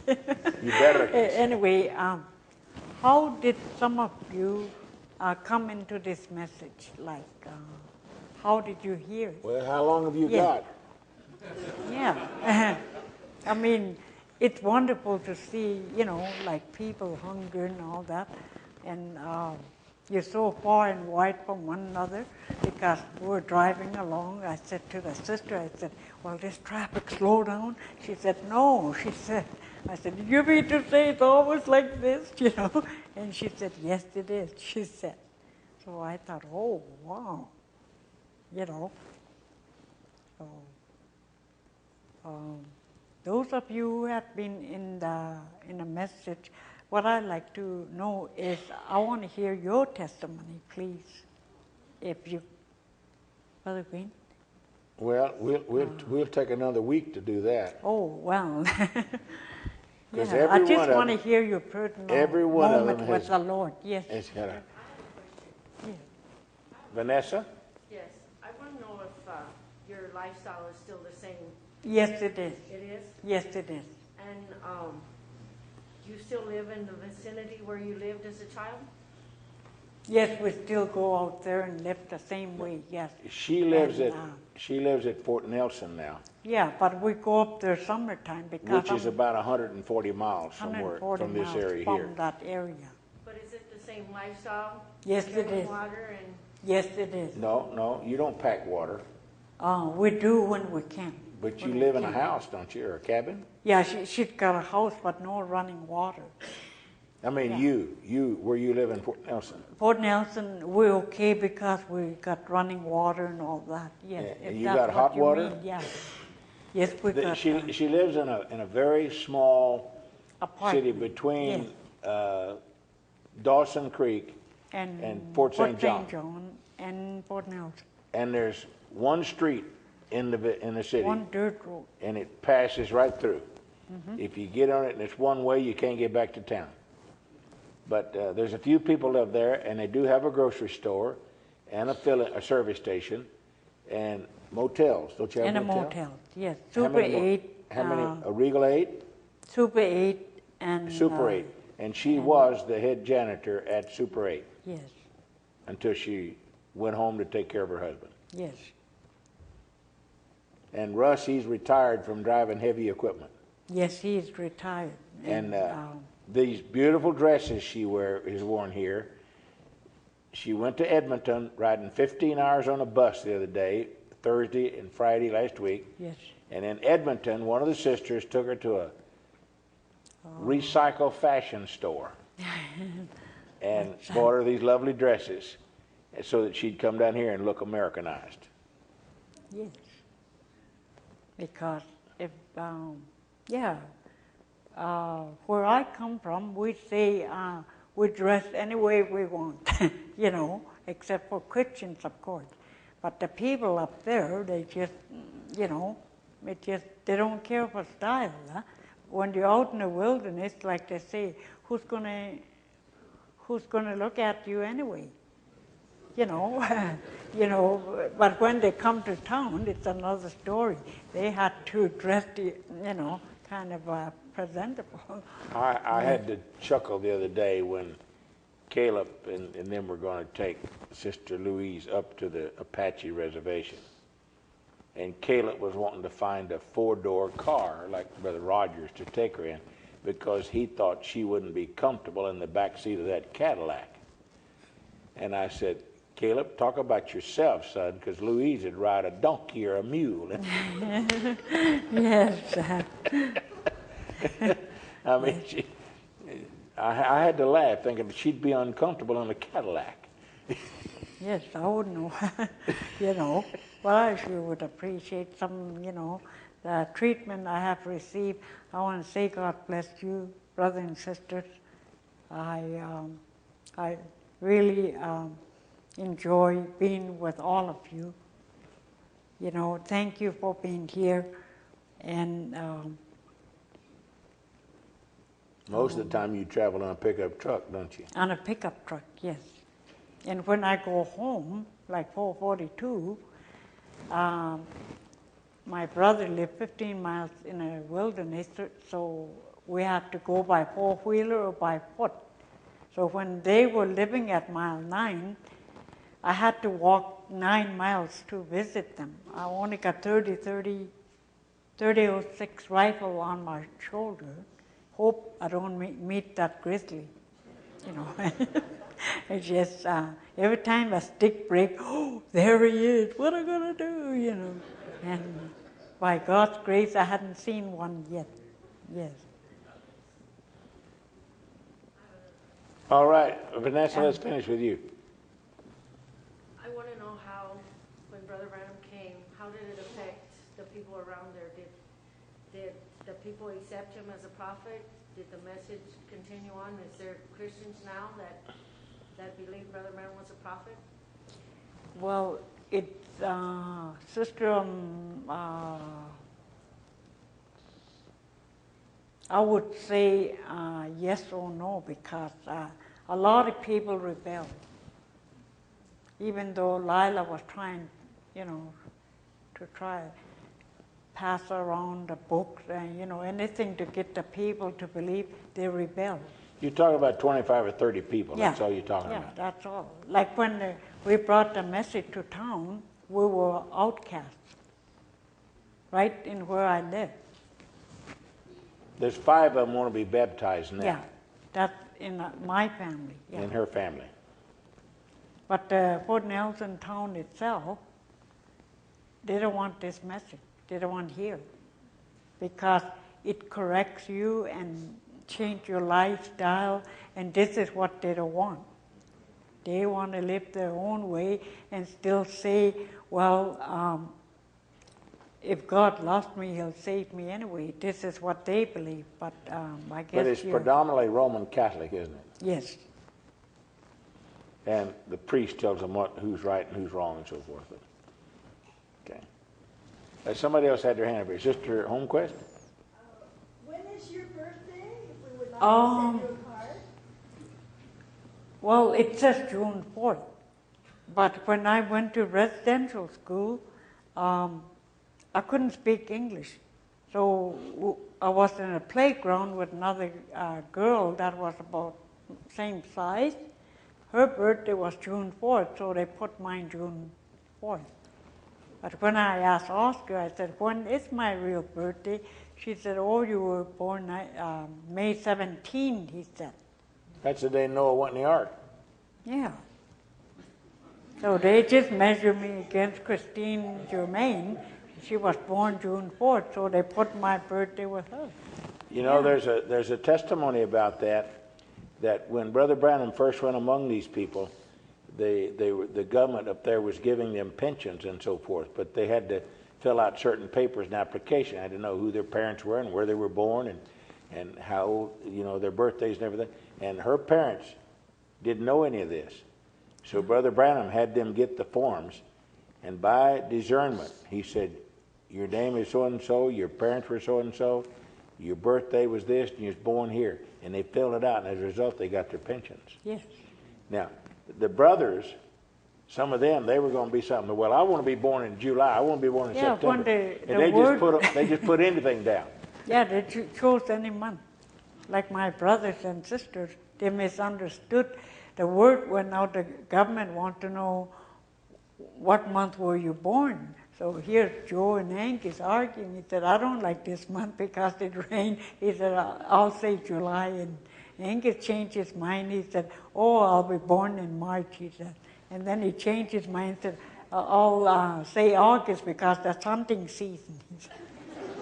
That's what well, they thought the government gave them a choice to choose their own birthday, what month they're going to be born.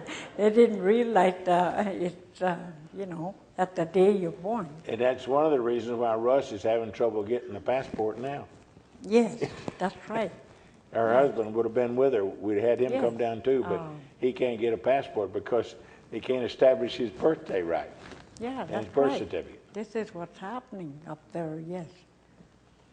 But yet, Brother Branham looked at that area, and I can show you on tape at least 3 times where he says, Lord, let me live here during the millennium. Yes. Can you imagine? Must be a beautiful place. It's cold right now, though. Yes, What it is it today, 40 or 50 below zero?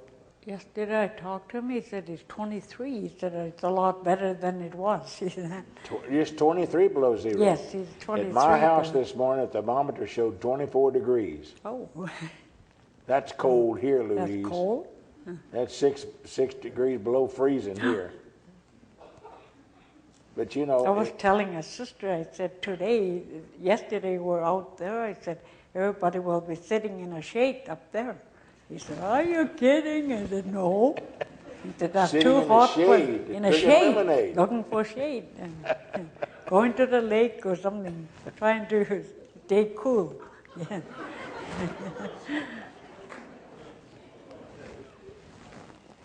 Yeah. Sister Holmquist, the lady that asked you your birthday, Yeah. she makes the cards that she Oh, sends me wow. all the time. Yeah. So you'll start getting some beautiful birthday cards. Yeah, if I had to correct my birthday, I had to write to Ottawa, to the government, and I had to advertise it in a paper and say, I hereby my name, would like to change this date because the residential school made a mistake. And I had to pay the government $500 to do Well, what so. difference does it make? We know you were born May the 17th, 1944. All right. Anybody else got a question? You enjoyed this? Yeah. Now, you ladies, remember, you can have a little bit more personal rapport with her at noon on Tuesday at First Cafeteria, and it is Dutch. Or should we pay for it this time and have everybody come? Oh, I don't know what the girls, we'll leave it up to the sisters what they We'll just leave it like it is. Yes. Let everybody go on their own. Take Yes. them in. And Sister Bennett will have Louise there. Yes, And last thank time, she's about 2 hours and 15 minutes with them over there. And it's a lot different when they're talking just among the girls. Yes, it is. So, Yes. and she really enjoyed herself among the Apaches. Yes, the Apaches, yes. I really enjoy being out there, yes. They're so wonderful. And yes. you're supposed to go out to see the Yaquis on Thursday night On Thursday. here in So, town. So, You know what Yaqui is in our language? no? In heaven. Really? So they made it. What they They need will us. enjoy. That's what They I'll will tell tell them. you that. Yeah. Oh, they will enjoy that. Yes. Did you find any similarities between the Apache customs Yes. and yours? Yes, we have. You remember some of them? Yes. They say true and they say the same thing. They Yes. say what? True means water. True? Chew. Chew? C-H-E-W, like chew. And it means the same thing? It means the same thing. What does it mean? It means water. Water? Water, yes. Okay. Agua. Chew. That's Spanish. Yeah, aqua is Spanish, yes. Give me a drink of chew. Yeah. And I'll say, what is that? Give me a drink. And some people say chew was don. It means give me a drink of water. Chew was don. Yeah. Yeah. Now, her family name on her mother's side was Stone. Yes. And they were the tribe or the group of Indians that the prophets came from. Yes. It was on her mother's side, not her father's side. And since she was here last Sunday night, a number of you people have got on the internet and you've looked up some of the genealogy and some of the ancestry and some of the background of the Indian tribes, and it's very interesting if you know how to do that. Yes. To find that out. And now then you go tell everybody you met a member of the bride from that tribe. See, it Yes, says be of yeah. every nation, kindred, tongue, and people. And I didn't say this at the beginning, but if she'd have been the lady that had washed Jesus' feet, and wherever the gospel is preached, this story was told. Well, it's the same with Louise. Wherever Brother Branham's message is preached, the story of Oscar and his horses are told. The story of Brother Bud, Curtis, and Louise is a personal witness to come and be among us now at this. And that's the reason I wanted to get it on DVD. And I really appreciate these young men that have taken the time to set this up and do this. And they've learned a lot, and we have. And the other night we tried to show the pictures, but they didn't come out too clear. But the brothers have put in a new projector this week, and it comes, and I've enjoyed it both times. And by the way, I saw Brother Billy Paul yesterday, and he gave me his cell phone number and told me to call him any day, any time, and he'll take us to the den, so that you can go to the den, and we'll be able to get photographs of you with the bear and the caribou skin and everything, and you'll get to see Brother Branham's grandson, Stephen, that's the hunter, and he knows, he and Wanda are friends, aren't they? Yes, they are. Now Wanda is my older sister's daughter. She's a niece of yours. Yes, she's a niece. And the Clements that are here, their son lives up there at Toad River, doesn't he?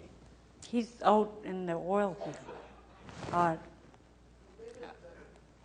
They live there. Oh, I thought you meant Vicky's son. You meant her. No, I mean Vicky and her husband. They live there at Toad River. Yes, they live at Toad River. And she's got a sister named Irva Stewart. She lived. Her husband worked on Alaska Highway. I knew. Mark Stewart. Yes. I don't know if you ever heard my story, but I tell about the store at Toad River. You'll enjoy this. I think the folks will too. The home folks have heard it before, but it gives a side of Brother Branham that a lot of people had never heard before. The day that we got up there to Bud's cabin, the day before, there had been a black bear come and got in Lila's cabin, and he got the flour barrel and everything, and he's throwing everything around, and Bud was telling Brother Branham that he was with the boys down by the horse, except the two little boys, Rocky and Ronnie and Glenn. Ronnie and Danny, the two little boys. Huh? Glenn, yeah, the two little boys. Rocky, Dennis, and Blaine, they were the larger boys. Yes. And they were outside with their dad, fooling with the horses. And they said when the bear got in the cabin, that Lila come running by them, and Bud told Brother Branham that she had a little boy by each hand, and she was running so fast, hollering, "Bear, bear, bear," that the two boys are sticking straight out behind her.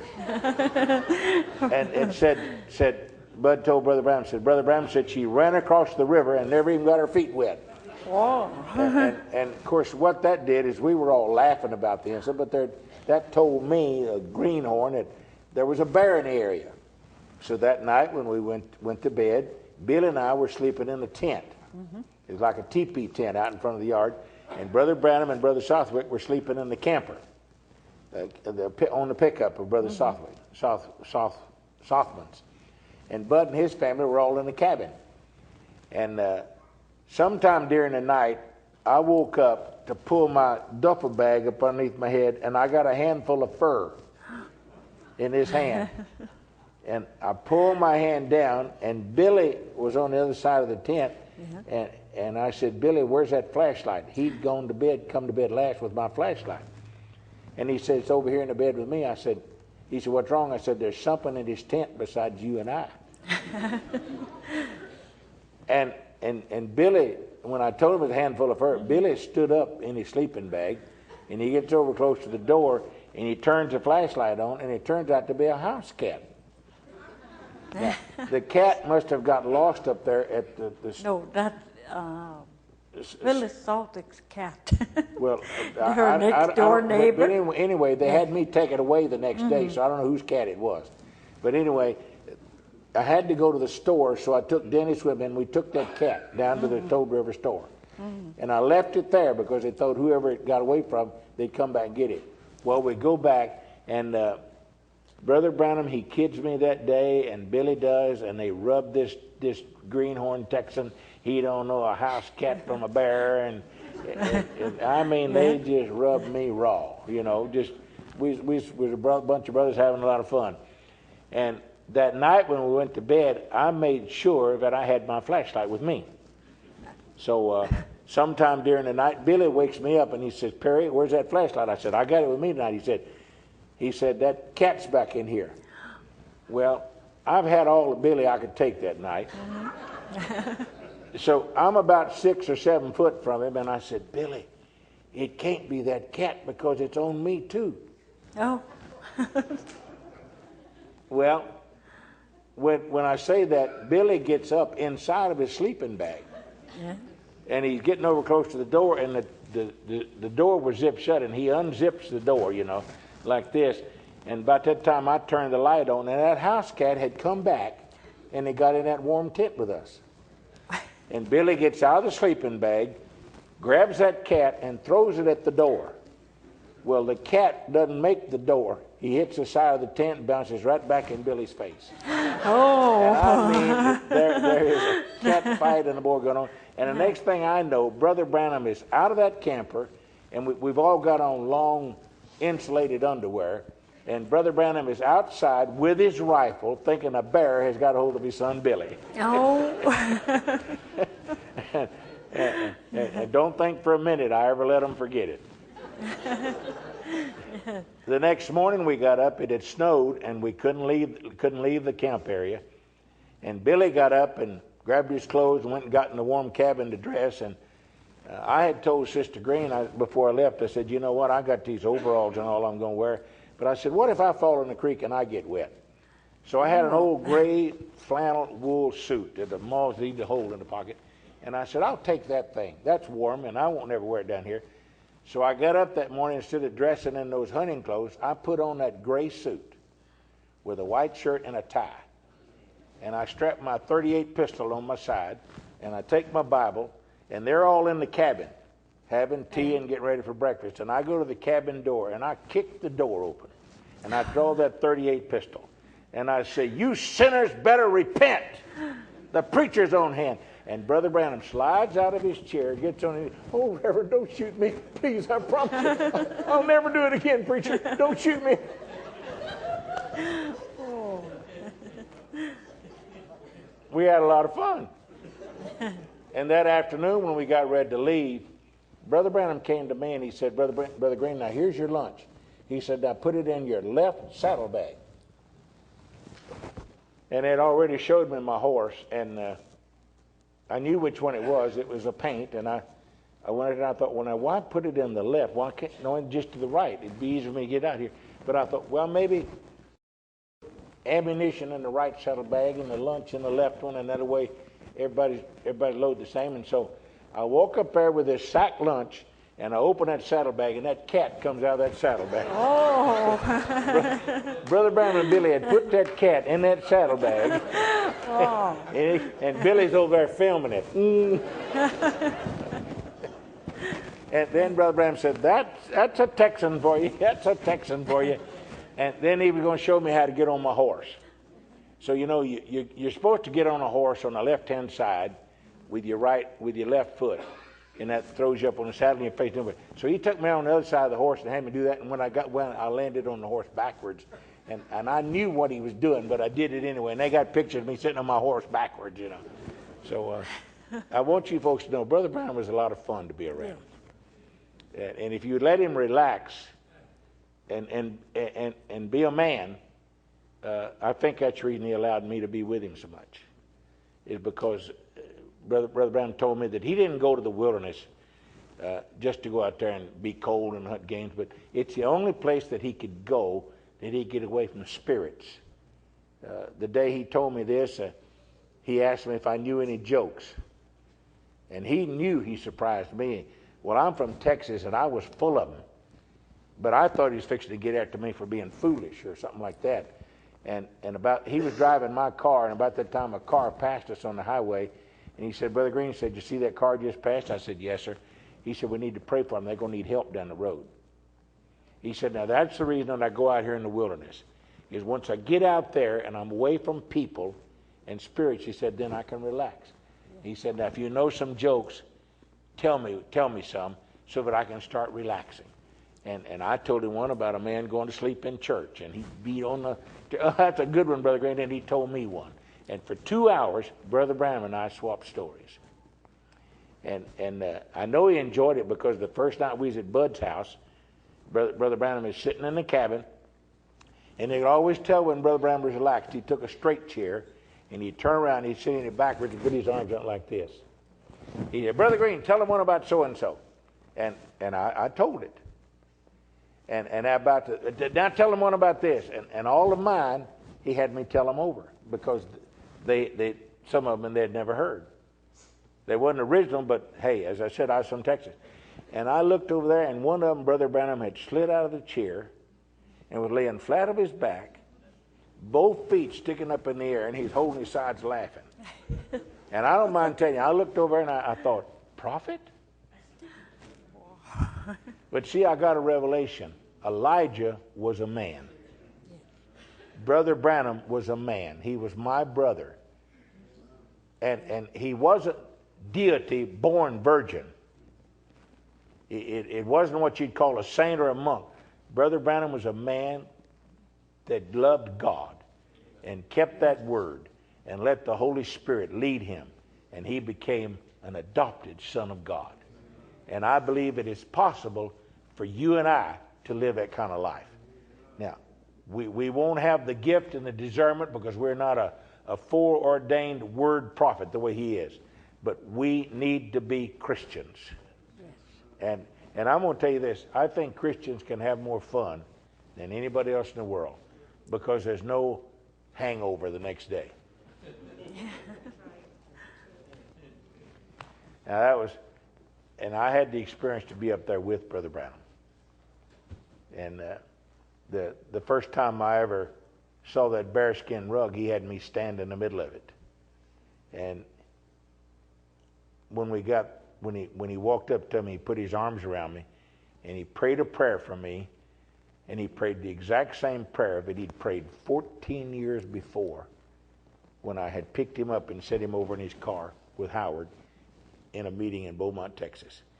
And I knew then that I'd be doing things I'm doing right now in my life. And that day when we left the den, Brother Branham picked up a wooden box and he gave me this rock. He said, Brother Green, that's a brown bear. And of course I was happy. I thought I was going to kill a brown bear. You know, just as calm as I could be. There's been all kind of things said about it. In South Africa, they got it started that an angel found it, gave it to Brother Branham. Brother Branham gave it to me. One man had a type over there that Brother Jackson got the message. He was a yellow maned lion, and he went there and he gave him the truth of the Godhead. And I came along and gave him the revelation of the prophet. And they ran from the lion, and the bear chased them, and they ran back into their own house, their own denomination. They leaned against the wall, their own doctrine, and a snake bit them, and they died. And I told him, I said, I don't believe any of that type. Brother Branham didn't tell me anything. He said, Brother Green, it's a brown bear. But when I went to the Soviet Union in November of 1972, I feel like God showed me that I had an opportunity to witness to Russia. And this is their symbol of a brown bear. That's them. And Brother Branham said, what they need is a prophet. And so that was just for me. And I carry this rock. I put it in my pocket every morning. I take it out every night. And all it does, Louise, remind me that I knew a prophet. Yeah. Oh, that is wonderful. So now, Brother Branham, if Wanda's looking at this, look. Yes, this is a witness to. Yeah, Brother Branham walking through the wilderness somewhere, found that rock. He took it home, and he had a jar he polished them in. Yes. He showed me that in his garage. And it started a tradition, me telling this story, that when you went to the den, as long as they had those rocks in that little box, the family gave you one. And I understand now they've bought some rocks and put in there, and I don't know if they still keep the tradition or not. But that's what started. It was this one right here. Brother Jackson it was a yellow one that had a dark spot through it, and Brother Branham gave it to him and called it a yellow maned lion. I don't know where Brother Jackson's is. I imagine some of his family has it somewhere, but that's the testimony we have. So, any other questions? Louise and I would never get through telling about it. Is Oral Roberts all right? Oh, Brother Roberts is still alive. Yes. Billy Graham is still alive. Yes. Billy Graham's wife died. Billy Graham is quite sick, and Oral Roberts has been sick. And I personally felt for the last couple of years we could lose either one of those or both of them. And when they do, then that means those two witnesses are no longer with us. The reason I asked is the guy that has the hunting area now in Grizzly Summit, Art Thompson, is he goes to Oral Roberts Church. Yes, he's Okay. well acquainted with him. Yes. Okay. He's interdenominational. Yeah. Yes. Well, he has the Oral Roberts University in Tulsa, and his son Richard was running it until Richard had some financial problems, and now then they've got a board that runs it. So, but brother Oral Roberts himself lives in Los Angeles area. Oh, in Los Angeles. Yeah. Yes. Because the guy that bought the hunting area lives in the States here. He's Art Thompson's boss. So I don't know what's going on there. Is Art Thompson just managing it? But I heard he owns the hunting area. I even think that's a type 2. Yes. Billy Graham's on that side of the country, and Oral Robertson on this side of the country. Yes. And I believe that they are two witnesses, Yes. like the two that went to Sodom. I call that the riddle that Brother Brown tells. But the one that was with Abraham, his name was changed from Abram to Abraham. 6 letters to 7 letters. Okay, we'd never get through. God bless you. Listen, they mentioned something about James won't be baptized. I wonder if we could wait till Sunday morning. Then everybody'd be here. All right, God bless you. No more questions? Thank you. You're dismissed. Be careful in this traffic on the way home. Louise is not I accustomed just to want it. to say thank you, Christian brothers and sisters. I want to say I love you. Let God live here. We love Please you, keep Louise. me in your prayers. When I go back to the northern BC, you're going to miss you all. And I want to say, God bless you, Brother Green. I appreciate all the things that you have done. And to the Bennett family, thank you, sister, for showing me godly love. And our Christian sisters, I appreciate you very much. I never seen such beautiful ladies, Brother Green. Oh, I mean, so humble. It just flows you, like where I come from, it's just worldly women, you might say. But this is such a big change. Maybe this is a beginning for me, I don't know. So I would say, Brother Green, I admire you. I would say I encourage you, please, brother, press the battle. And to you youngsters that are coming up, do likewise, obey your parents, and God will give you desire of your heart. And my sincere prayer is, may we meet beyond the curtain of time, each and every one of you. God bless you. Thank you very much. Louise, when I came to the area up there on that hunt that year, Yes. I had no idea the effect that would have on myself and around the world. But the pictures like of yourself and this horse, Yes. it's in the generation book. Yes. Of course, I took several photographs, but I got a call last night from one of Brother Biscuit's daughters, Marilyn, that had married Mike Hunt, and now she's remarried, so I don't know what her last name is now. But she's an artist, and beforehand, she had painted a picture of Brother Branham sitting in front of a campfire with Bud up there in that area, and we've got some of them over here. They're professional paintings, and she's printed them and sells them as prints. I think they're $300 or $400 a piece. But she called last night to tell me that she had found a picture that she'd been working on it for, she said, several years. And she just loved the picture, but it was 3 men in a tent. And she had painted it and had published it, but she couldn't identify the third man. And Brother Ken Andes was visiting in her home the other day and recognized me as the man.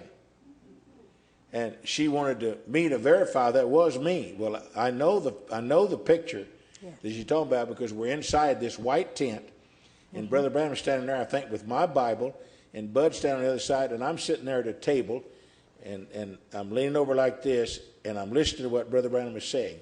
And it doesn't show my face, but that's, she talked about loving the picture, so I got a new painting coming. Because she said she's going to send me a copy of it so that I could verify that it was me, and then maybe I'll find out how much the royalty is. Yes. I think you ought to pay something for me being a model, don't you? Huh? Yes. You know, there ought to be a first. Sometime I get paid for it, you know. So. But you never know, you know, the things we did, it was just a hunting trip to us. But it turns out to be something that's been a blessing to people all over the world because of the things we learned and saw. And if you want to know why I feel that I was blessed to participate in these things, I believe it's because God knew that I would share it. Amen. Yes. Because I enjoy telling people the experiences I had with Brother Branham. And how many times do you think I've told them? And I never get tired of telling them. And I also do this.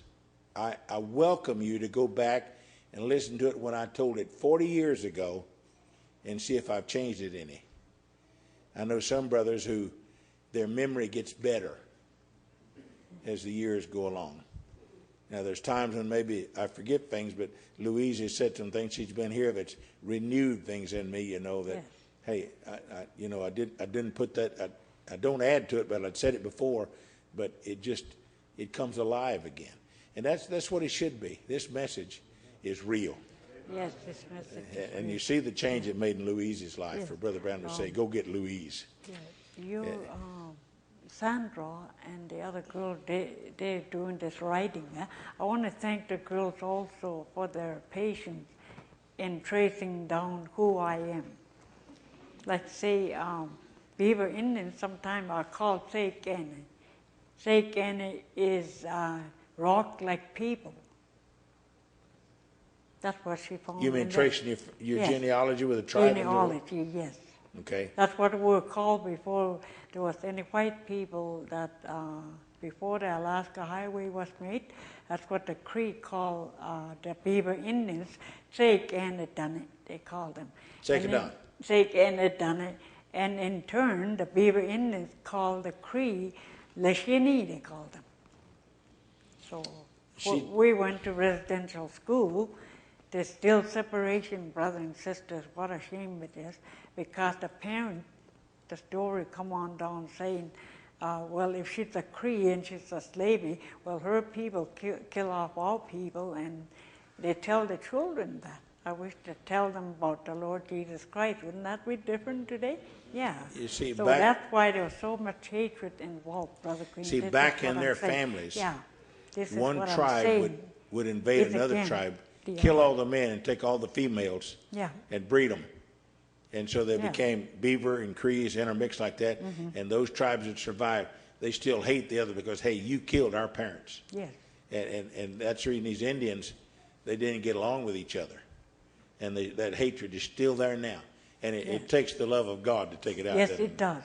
So I would say if this get into the hands of the Northern British Columbia Indians, I say from Whitewood to halfway Indian reservation, I'm just your sister. I love you. Don't fight over this land claim. Let God do the fighting for you. In case this falls into their hand, I just want to say to them, it's not the land we're fighting over. It's the people in the land. We want them to get to know the Lord Jesus Christ, so that they'll be so you won't go into judgment. Like Walter said, there's only two ways. You go up there instead of down here. Upstairs or downstairs, yes. You go up here instead of down there. Instead of downstairs, yes. How many of you are going to pray for these people? Thank you. You pray the Thank Lord you. give us strength to Thank you, baptize these that want to be Yes. baptized too. I mentioned it to Brother Billy Paul yesterday since he baptized some other men of the family. He said, it's your calling. Oh. Yeah. I'll tell you what, I'm willing to go. I'm willing to go, Lord willing. Yes.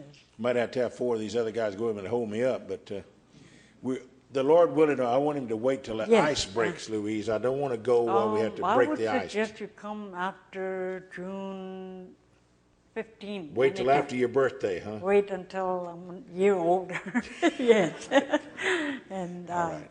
if God willing, let it be that way. And if not, He'll find a way somehow. He always does. Yeah, we will. Yes. We understand it. Yes, The burden so is there. Yes. The desire The is there. burden is there, but like My fear as a human is, what if these people die without baptism? What's going to happen to them? Are they lost? I don't know. You know, it's The like water don't us, save them. God knows you their know. heart. Like Walter's innocent. He's like a 2-year-old. He's like a child, and he wants to get up there so bad. So does Maggie, and they don't know the left hand from the right. And you know, like the spoken word book, you know what they do every night? They hold it to their heart. They want to know what it says, every word. And those of us who study, you know, and that's how George went too. He wanted to know what the word of the Lord says, but he can't read. His handicap there. Yes. So this is the kind of people I'm among. And sometimes the enemy attacks. There's too many misunderstandings, and hatred arise, you know, between nation against nation, you know.